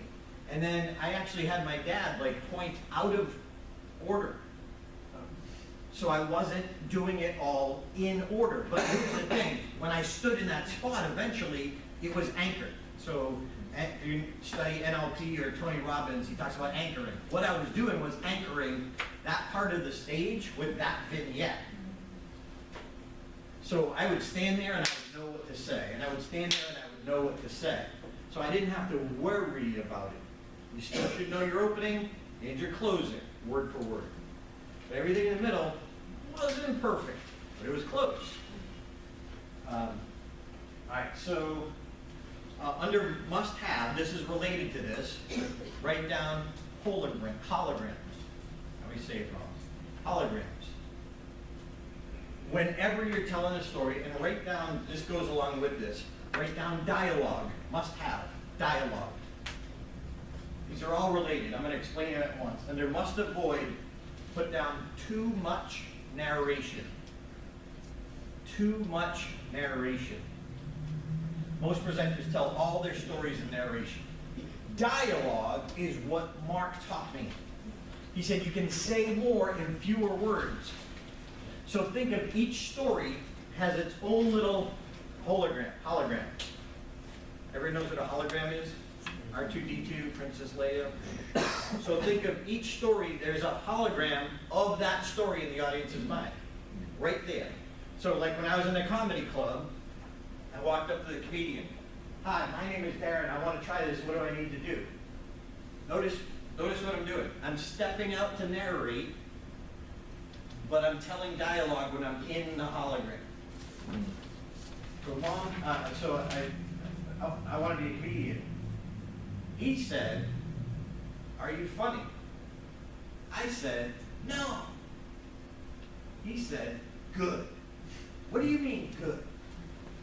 Okay, so that's a hologram right there. Forever, that's the first comedy club in Worcester. I sat at my cube. The woman come across the cube farm, walked up to the edge of my cube, leaned over. Congratulations, Darren, you're so lucky to be able to speak like that. Lucky? Come here. You have no idea. My cube is right here. You'll always think of that. But it's also easy for me to remember. And here's the cool part. If I've anchored that properly, I can say that's just like when I was sitting in my cube and point to that area and you know exactly what I'm talking about. When I coach speakers, it's 99% clarity, clarity, clarity. And most people aren't clear with your own message. So if you're not clear, we don't have a clue. So think holograms, think use of stage. So putting it in the venue, you know, it's partially for me to memorize it and internalize it, I should say. So it was partially for me. If you ever see Ed Tate's speech, his was about one of those days. He had a scene where he got pulled over, he got a ticket. He had a scene at the gate, he was going to the airport. He had a scene at the food court. And then he went back to the gate, and you knew exactly what he was doing. Also, a quick use of stage, if you watch Ramona J. Smith, the current world champion, reigning world champion, she talked about 3 rounds in her life. And she used a fighting metaphor, boxing metaphor. So the first round was college. The second round was marriage. And the third round was speaking. But then she anchored those 3 pieces of the stage. But then she went back to them, not necessarily in order, but you were clear where she was going. And so it made such clarity for the whole speech. Yes? I'm a little confused because Me too. I understand blocking with the 8 vignettes, but in your video of the winning speech, you were not in 8 parts of the stage. You were pretty much, I mean, No, you it moved, was. but there weren't, you were. There was. But that's why I'm saying the camera was following me, so it wasn't apparent on video. Okay, so you were, because a lot of times you don't have control. You get into a space and it's not that wide. Right. So you have to compress. You've got to adjust for every stage. So in the speech, there's also a couple of other pieces that I do at the beginning. Yes. You know, You came out. coming forward. So I had to go backward to come forward. So a lot of people don't use the depth. Right. So think emotional, backing away from the audience shows scared or fear. And then I also set up my whole metaphor because each of my 8 vignettes across the stage, I said we all know clearly where we are and where we want to go. And yet we go back and forth. If I just had a little more money, if the kids were just a little older, but we never take that first step. So I created a lot of kinetic energy, people talking about what they're doing. And then I take one little dramatic step. And then each of the vignettes was showing progress towards the goal. But that's why I say you had to be there to see it, but it was clear to everyone. Make sense? All right, what else did you notice? Anyone? Yes? It felt like in the first version, or the third time you gave it, you asked more questions. And maybe it's just because you weren't pausing, but it felt like the questions were coming at us rapid fire, and I couldn't even process the one question before you asked another question. Sure. And so I don't know if it was less questions in the winning one, or just more pauses. Well, more strategic questions. More strategic so, yes, less, but also I didn't know which questions. So remember this too. Great speeches aren't written, they're rewritten. Great speeches aren't written, they're rewritten. That's why I said, I think you've written a world-class speech, you just haven't finished it yet, because you're on version 1.0, and then you write a new speech, and you go back to version 1.0. I think in the Toastmasters world, like, you should be forced to do the same speech 10 times. Yeah.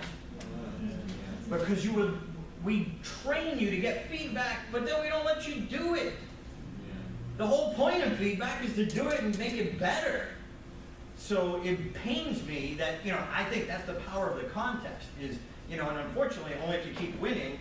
So but the more you keep winning, the more you're doing the same speech. But now there's also more skin in the game because you're at a higher level. You want to work harder. I wish you could work like you're in the World Championship at the beginning. You would work so hard because of the pressure. So, yes, also write down must avoid, related to that, too long to your first story. Taking too long to get to your first story. The story is the heartbeat of what we do. That's the engaging part. So get to your first story quicker. What else did you notice? You had that 1899 cherry tree story, which is, that was exactly what you're saying now. Yep. And you just went on and then So- you made it more about you in the winning version, and less about him or the story, with all those details. That you kind of perfect. Yeah. Here's a key that I learned from David Brooks, the 1990 world champion. He said, take your stories and half them. Look at the word count and half them. So I was constantly, like, I would send it to Mark, and my original speech was 1,492 words. I had to get it down to 750. But here's what Mark said, say everything you want to say. Because if you try and just write a 7-minute speech, you're going to lose some gold. You don't know what's good and what's not at the beginning. So write a longer speech, but then force yourself to tighten it. Most speakers, Toastmasters, I should say, will write a 9-minute speech and try and deliver it in 7. When I studied the world champions, they write a 5-minute speech and deliver it in 7. Big difference. Why?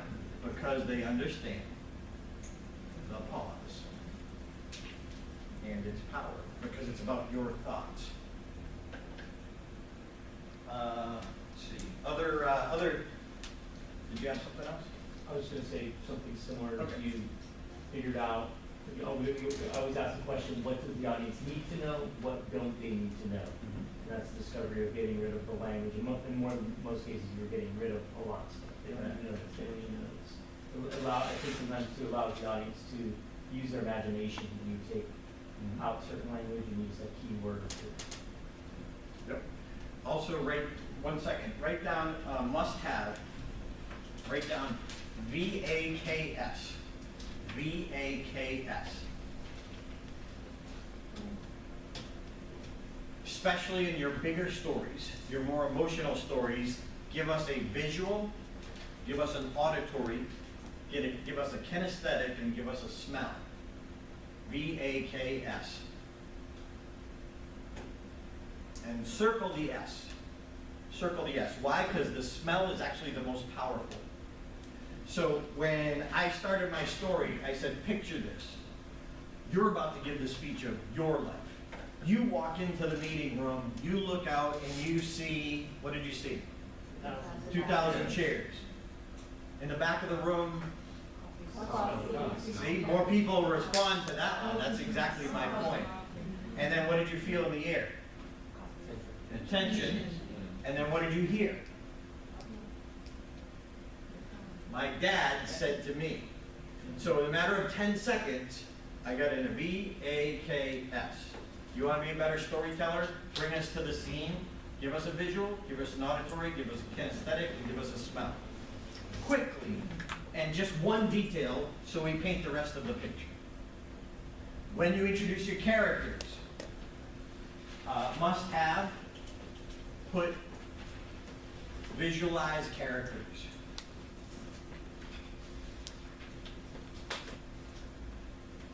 And then put like dash emotion. So when I introduce you to Mark Brown, I said you might not know Mark Brown, but if you don't know Mark Brown, he stands 6'2". He has a heart of gold. He's a native of Jamaica, and he's got this beautiful booming laugh like the guy from the old 7-Up commercial. There's a lot I could tell you about Mark Brown. I could tell you super Christian, loves and adores his wife. He sings in his church choir. All of that doesn't matter for this story. But why do you think I said he has a heart of gold? Why do you think that's important in this story? Sex. But there's a bigger reason. It has a level of sincerity. Here's the reason. He gives me very harsh feedback. We have some work to do. I want you to know that I know it was coming from a place of kindness rather than him being mean. Because if you didn't know Mark, that could be perceived a different way. See, each of your stories, you got to know what we got to know about each character. I love this stuff. And my friends at home and family don't care that I know all of this. So thank you! All right, what else did you notice? Huh? Yes? Like you fed off the energy at the winning video, whereas in the small room, the energy level wasn't the same, which translated to your facial emotions, your gestures, and the pauses to the audience. And what you also noticed is in the early version, I was in my head. I was thinking of what I was going to say next, so I couldn't feed off the audience because I was up here. So yes, you're absolutely correct. But part of the reason is I was still learning my own speech back then. All right, so let's see if we missed anything. All right, so too much blah, blah, blah. Scientific terms there. Too long to your first story, I already told you that one. Too much narration. Tell stories in dialogue. I mentioned that. Lou Heckler, a great speaker coach, says, take us, don't tell us. Take us to the moment so we can hear and experience the story rather than telling us about the moment. That's the past. Okay, here's how this works. So when Mark said, hold on, we have some work to do. My first version of this, so when I went home to tell my parents I want to be a comedian, remember that story? Yeah. The first version, when I handed it to Mark, this is how it looked. So I went home to tell my parents I wanted to be a comedian, and they didn't know what to say. They were speechless. Boring, same story in narration. So I didn't know, it's a story. That's all I knew about stories. Mark said, we need to bring this to life. We need to bring us to the moment so we hear the conversation. So the same story turned into Mom, Dad, I want to be a comedian.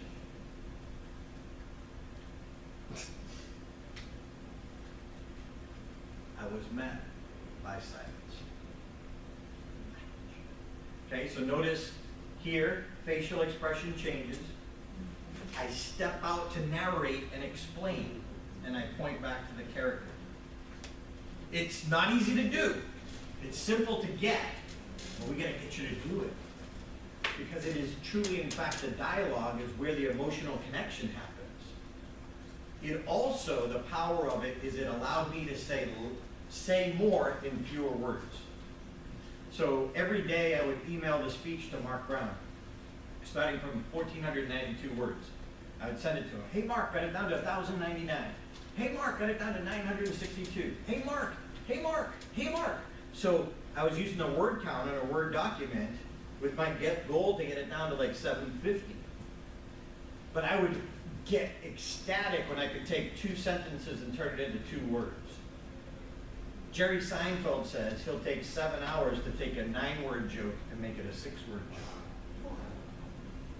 But think about it, that's what he gets paid for. He gets paid to have the punchlines and the setups closer together.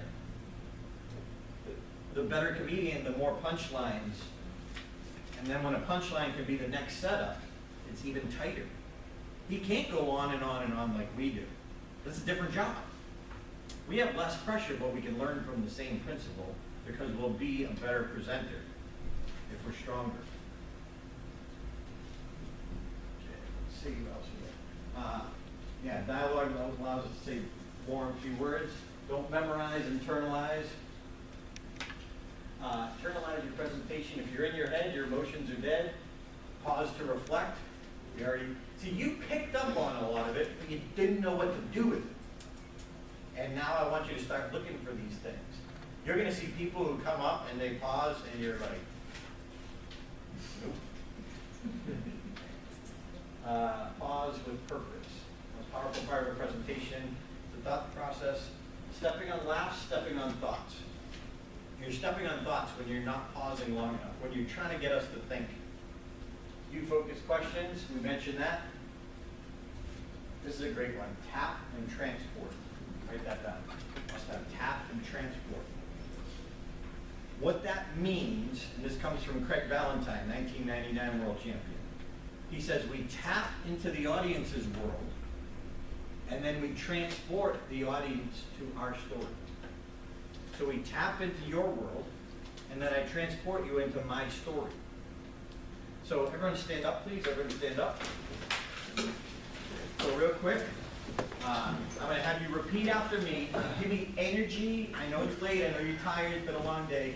Energy, passion. I want you to do what I do and say what I say. So kind of a call and response, okay? So what? So what? Who cares? Who cares? What's in it for me? What's in it for me? It's all about me. It's all about me. Okay, one more time. So what? So what? Who cares? Who cares? What's in it for me? What's in it for me? It's all about me. It's all about me. That is what your audience is thinking. That's what your audience is thinking. Maybe see. So that's what your thanks again. Another round of applause.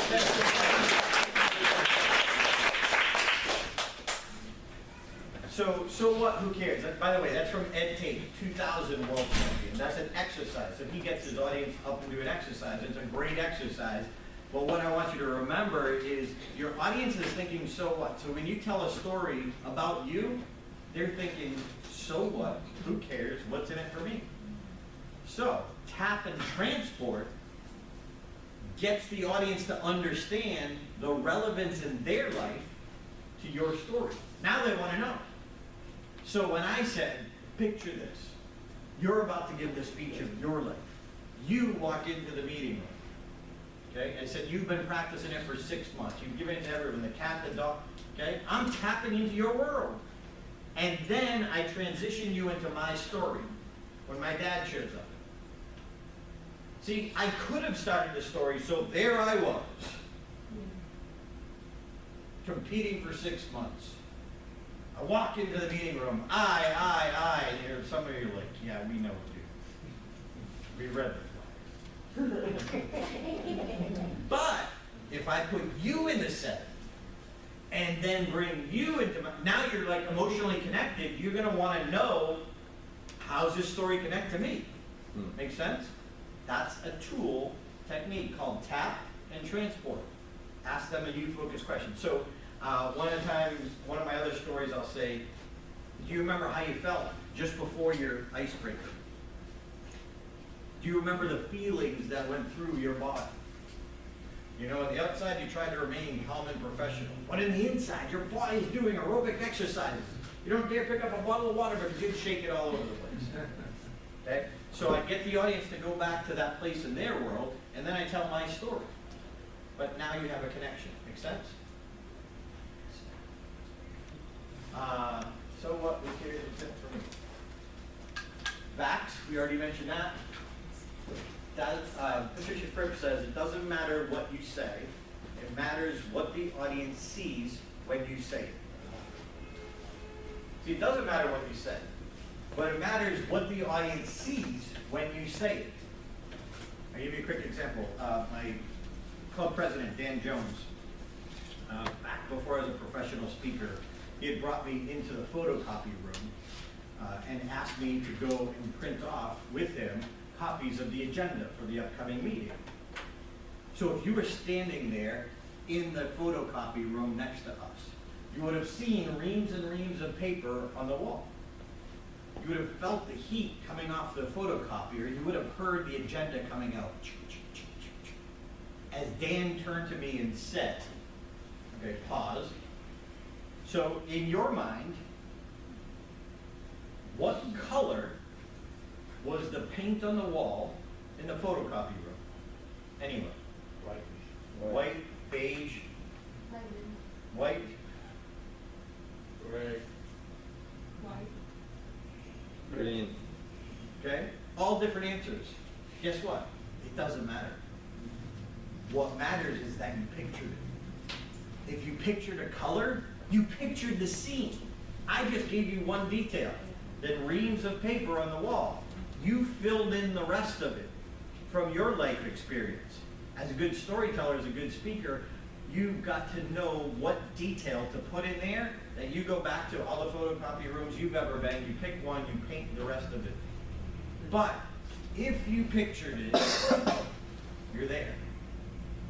You're going to go with me in the story. Make sense?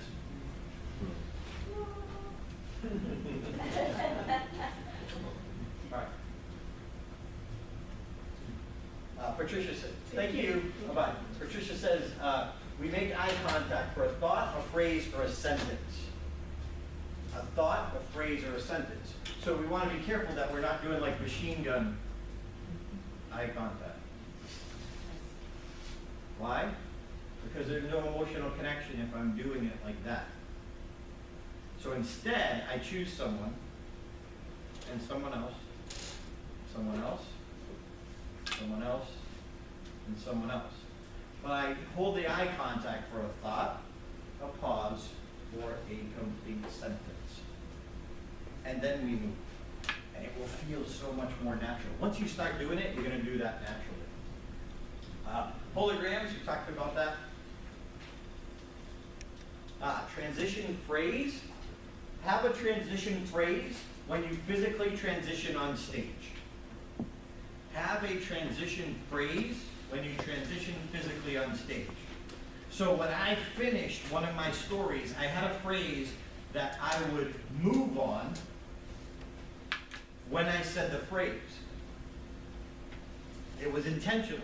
So let me ask you this. When you read a book and you're done with chapter 1 and you flip the page, what do you see on the next page? You see a big 2.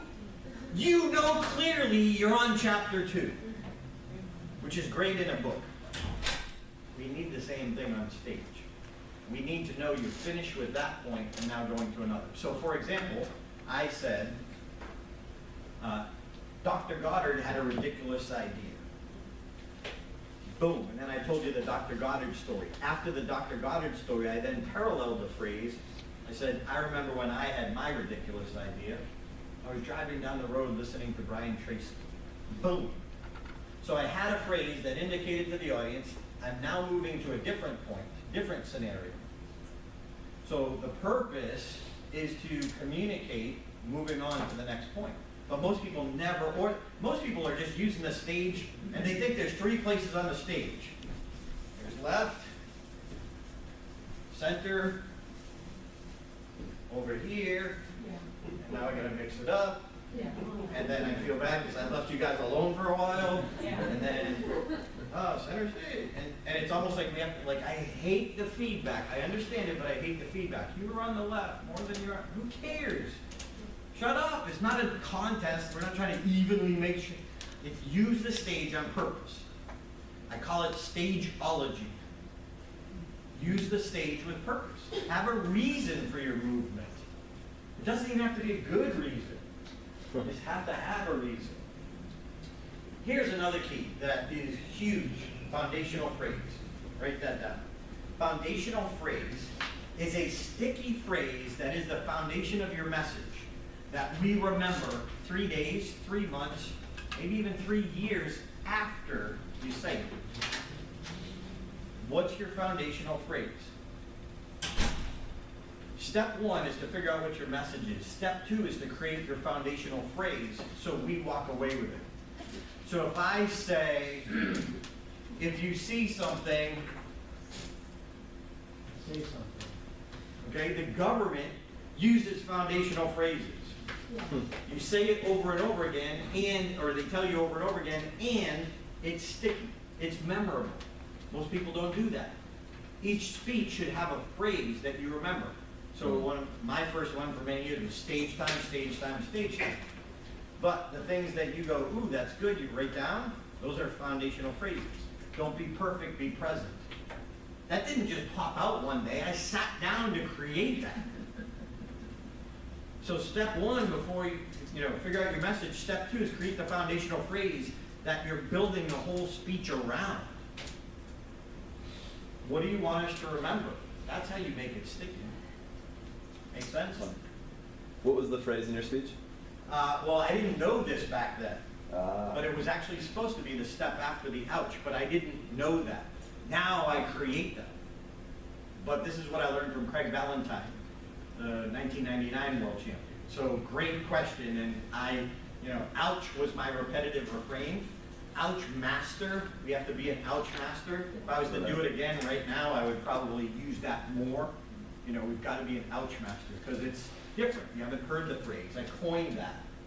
But it's stickier because you're a Toastmaster, but outside of Toastmasters, they don't master everything. And your title was ouch too, right? Yep. Do you recommend making the title the same as the foundational phrase? No, definitely not. The purpose of the title is to get us to want to hear the speech.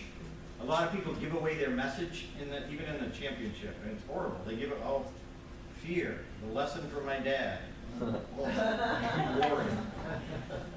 One of the best foundational phrases in this year's contest, so Sherry Sue came in second, hers was turn around. Turn around. Whenever you're facing it, turn around and face it. Turn around and face it. But the best one was the woman Anita Fain Taylor, who came in third. She says, it is what it is, and it ain't what it ain't. And it was her title, but we weren't sure what it meant. It wasn't until 3/4 of the way through the speech that we learned this was a lesson from her, I think it was her uncle or something. But that phrase is sticky. It is what it is, it ain't what it ain't. Some of my friends who were there, we still say that, and that's a sticky phrase. When I spoke at Wells Fargo last time, it was a woman who, she was a sales executive, and I asked her permission. I'm like, that's a foundational phrase, that's beautiful, can I use that as an example? And she's like, sure. Anyway, the phrase that she said was, we can either win together or lose alone. We could either, because she's talking to clients, she's in the sales department. We can either win together or lose alone. We can either, and she'd say it 3 or 4 times, and I was like, ooh, that's good. Like, all that she said, if I walk away with that phrase, I got it. So for your speech, create a foundational phrase. Move with purpose, I mentioned that. Last one, what do we get time for? Speak to one, look to all. Speak to one, look to all. This is advanced, this is subtle, this is deep, powerful. So, let me ask you this. I'm going to give you 2 scenarios. You tell me which you would prefer as a speaker. Number 1, would you prefer the audience leaves thinking, wow, what a great speaker? Or 2, option 2, would you prefer the audience thinks, wow, it felt like Janice was speaking right to me? 2. Do you agree? Yeah. Number 2. So if number 2 is most important, if number 2 is what you want, wouldn't it make sense that if you want to feel like a one-on-one conversation, you'd have to use the wording of a one-on-one conversation? Right? If you want the audience to feel like you're talking to them, you've got to use the wording and the language of a one-on-one conversation. So here's what I mean. So I go out for coffee with Janice again. Apparently we're having a lot of coffee. But would I ever, me and Janice, one-on-one, nobody around, would I ever say to Janice, how many of you? Yeah. I would never say that. Would I ever say, ladies and gentlemen? So you've got to look at what you're saying and rephrase it into a term of a one-on-one conversation. So instead of saying, how many of you, how could I rephrase that? Would you? Have you. Have you, or would you? See, it's slight. It seems like it's being picky, but it's the difference between feeling like you're talking to them and the standing back and feeling like the speaker is talking to an audience. Make sense? I love this stuff. Isn't this cool? Yeah. Aren't you glad you came out? Did you get your full dollar's worth? Oh, you even pay $1. All right, so we're going to give you one more statement right at the bottom, what I call the cherry, or the, is that at the bottom? Oh, at the top, Own the Stage Foundation. I'm going to give you that in 1 second. But first, so question, you know I'm here for free, right? Yes. Have I earned the right for just a few quick minutes to let people who are serious about their speaking to just know how I could help them. Yes. Is that, have I earned that? Yes. Is that fair enough? Okay. So, I'm gonna flip through this. So everyone wants to own the stage, and you think sometimes you come and you get all these nice ideas, but that's not reality. It's not, here you are, I got the aha, I own the stage. This is more like the truth. You gotta get a lot of ahas to master anything. So, I'm gonna flip through this. So I have an online learning program. I have live master workshops. So you can come to Vegas, or I have them virtually that you can join us from your home, and we record them. So I have 2-day events.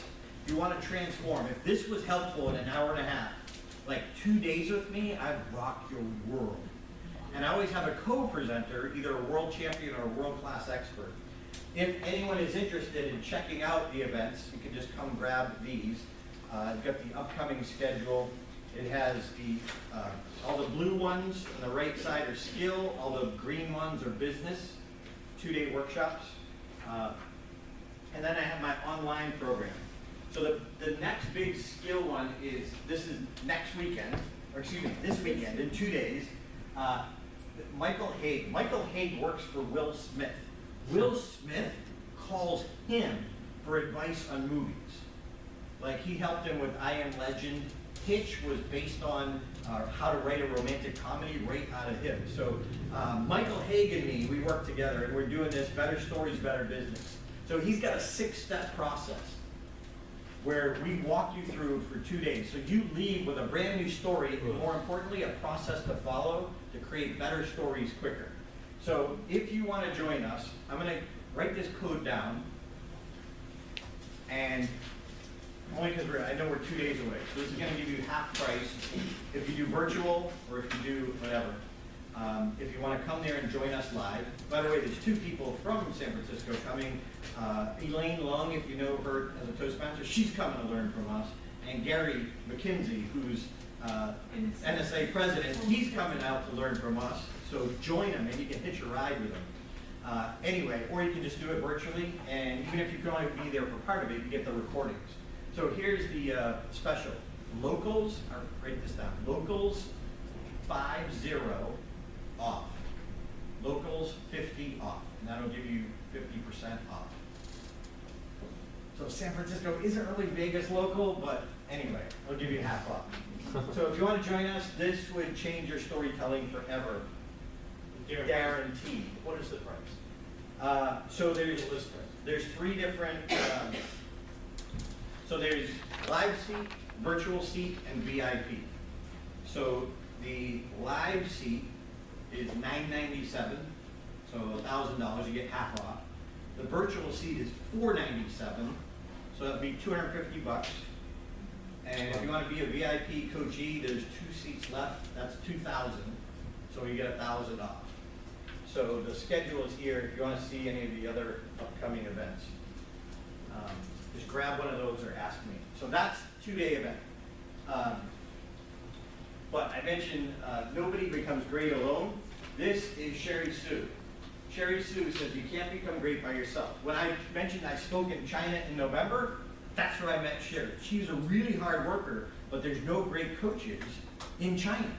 You know, China Toastmasters is newer, so there's not a lot of great coaches there. So when I spoke there, she joined my Stage Time University, and she claims the coaching from us, which she learned from us, and Mark Brown coached her personally, is the reason she came in second. 8 years ago, she did not speak English. Wow. Wow. Not even speak English. Now, you thought I worked hard. She worked on her semifinal speech. She gave it 300 times. Wow. 300. Now, that's not in front of a live audience, but she gave it 300 times.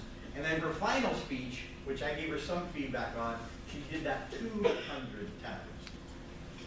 But in the last moment, I was working with her in the hallway, the last moment, she was able to adjust it quickly. Because she gave it 200 times. Yeah. Because she didn't have to think about it, she just made the adjustment. Anyway, In the semifinals, if you're familiar with Toastmasters, 105 people make it to the semifinals.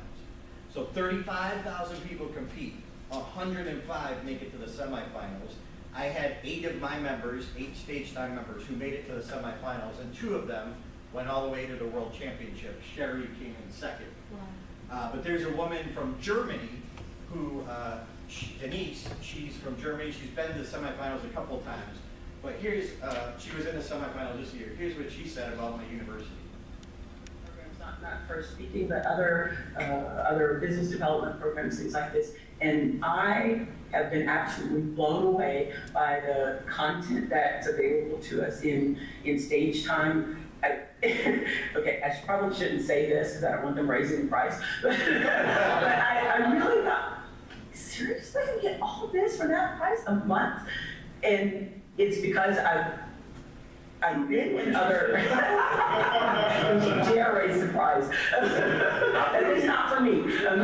The rest of you, it's guaranteed. Exactly, guaranteed. And no, they did not ask us to say this, but I know that I've been in different programs, and I know the money that I've invested in myself as an entrepreneur, as a speaker, as a coach, and you will not, I'm just going to say this, you will not find a better value for the money that you're paying, and also the support from the other members. You have access to people who are like literally, like rocket scientist people like Marina.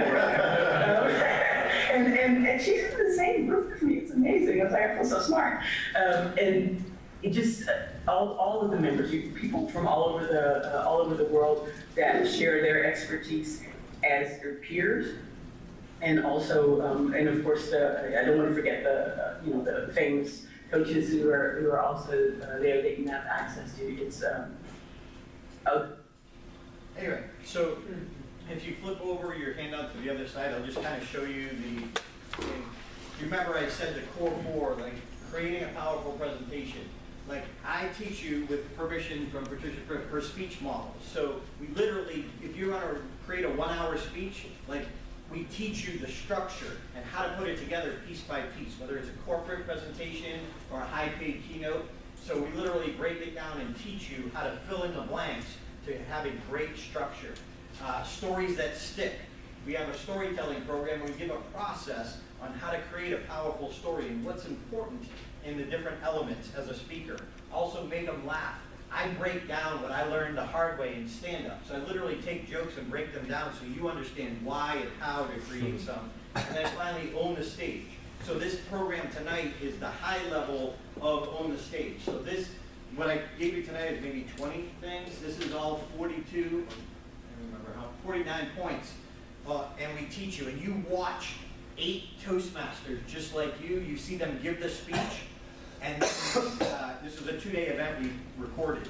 So you see them give a speech, then you watch me and Craig work with them for an hour, and then they went home and they worked on the speech. They come back with a completely different speech based on the coaching. And you'll see the same mistakes you make are the same mistakes they make. So we point that out. We have weekly calls, 6 o'clock on Wednesday nights. They're live calls with Michael Haig, Mark Brown, where you can ask questions.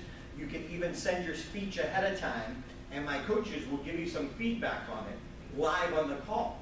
And if you can't be on the call, we record them and we put them in the library. So if you get everything individually, it'd be $3,100. But if all this did was help you create a world-class presentation, would it be worth it? If you just created one unforgettable story, would it be worth it? If you knew how to take an average speech and make it awesome, would it be worth it? So if you want to jot down on the sheet there, if you're interested in just presentations, you don't care about the business, just presentations, it's $297 for a year with us, or $39 a month. So you can do it monthly and you can cancel anytime. I don't want your money, I want to help you. And that comes with the coaching for your all the specific calls, speech. everything. That's So crazy. it's not one-on-one coaching, but on a call, we'll look at one of your speeches and give you direct feedback. So one-on-one coaching is obviously a separate price, But for the $297, you get a year with us, and you get some specific feedback. My coaches, we also have an area called member-to-member feedback, where you can post that speech. And my other members that we're training will give you feedback, as well as I have my coaches go. So you get feedback from Mark Brown, Mike Davis. Michael Haig doesn't do that part, but there's 4 different world-class coaches that'll give you feedback. It will blow you away. Because that's the thing I realized from my club is I couldn't get the feedback I needed. They didn't know what to look for. If you're interested in the business side, with the business, you get the skills too. So the skills are included. It's just we have business programs and 2 business calls where you can ask us questions. So that's $497 or $59 a month. And I know you think, well, I don't have time. Well, are you trying or are you training? Like if you can do 30 minutes a week, we can change the way you present. If you can't do 30 minutes a week, you're not ready, you're not serious, that's okay. Just not for you now. Maybe you think I'm not ready yet. Well, when is a good time to start learning world-class techniques? I wish I learned them sooner, so I didn't have to waste 7 years trying to figure it out on my own. So I think the sooner you learn them, if you like what I taught tonight. So Mark, so I have different coaches. Mark focuses on content. He's really good. He helped me create Ouch. Michael Haig, he's the story coach. Kevin Burke, he's a humor coach. He's the biggest headliner. He's done Defending the Caveman over 4,000 shows. And then my strength is delivery. We all have our own strengths. Just like a professional sports team. There's a quarterback coach, there's an offensive coach, a defensive coach, so you get access to that. So anyway, if you have any questions, let me know. Just fill this out, bring it to me, and I'll give you a little card that'll show you how to log in and stuff. If you got any questions, let me know. The final thing I will leave you with, if you flip back to the front, the On the Stage Foundation. If you want to own the stage, here's the starting point. You got a blank piece of paper, what do you do? So write this down. Ask yourself this one question before you even think of creating a presentation. What do I want my audience to think about differently when I'm done? What do I want my audience to think about differently when I'm done? Now here's the key. Put in parentheses 10 words or fewer. 10 words or fewer. If you can't answer it in 10 words, you're not clear. And until you're clear, we don't have a chance. So that's the foundation of a great presentation. Each of my different presentations, I have like 4 or 5 different keynotes. They all have different foundations. They all have different thought prior. Remember, keep the audience first. It's not about you. The person who gets the trophy, who gets rebooked, who gets the biggest checks, are the ones who impacts the audience the most. And remember 3 more things. Stage time, stage time, stage time.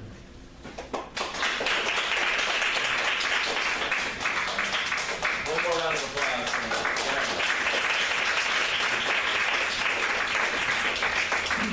Clearly he has a lot to teach, and I get the sense that this today, hour and a half, was just the tip of the iceberg. I know one thing that I write down and I remembered was if you're speaking without pausing, then you were being selfish. And that was a totally different way of looking at pausing than I had ever considered. So if you'd like to stay for a little bit after, I'm not actually sure how much time we have in space. You can ask Darren questions. I'm sure you can sign up for Stage Time University. I will say one thing. I have paid a local coach. This is not a world champion coach by any means. A local coach for one-on-one coaching, and it was $200 an hour. So the fact that he is selling something for a year for less than $300, and he's a world champion, and he has other world champions on his staff, that's amazing value. I likely will sign up tonight if you accept credit card or some other form of payment. Here we go. So thank you all for coming, and have a great night.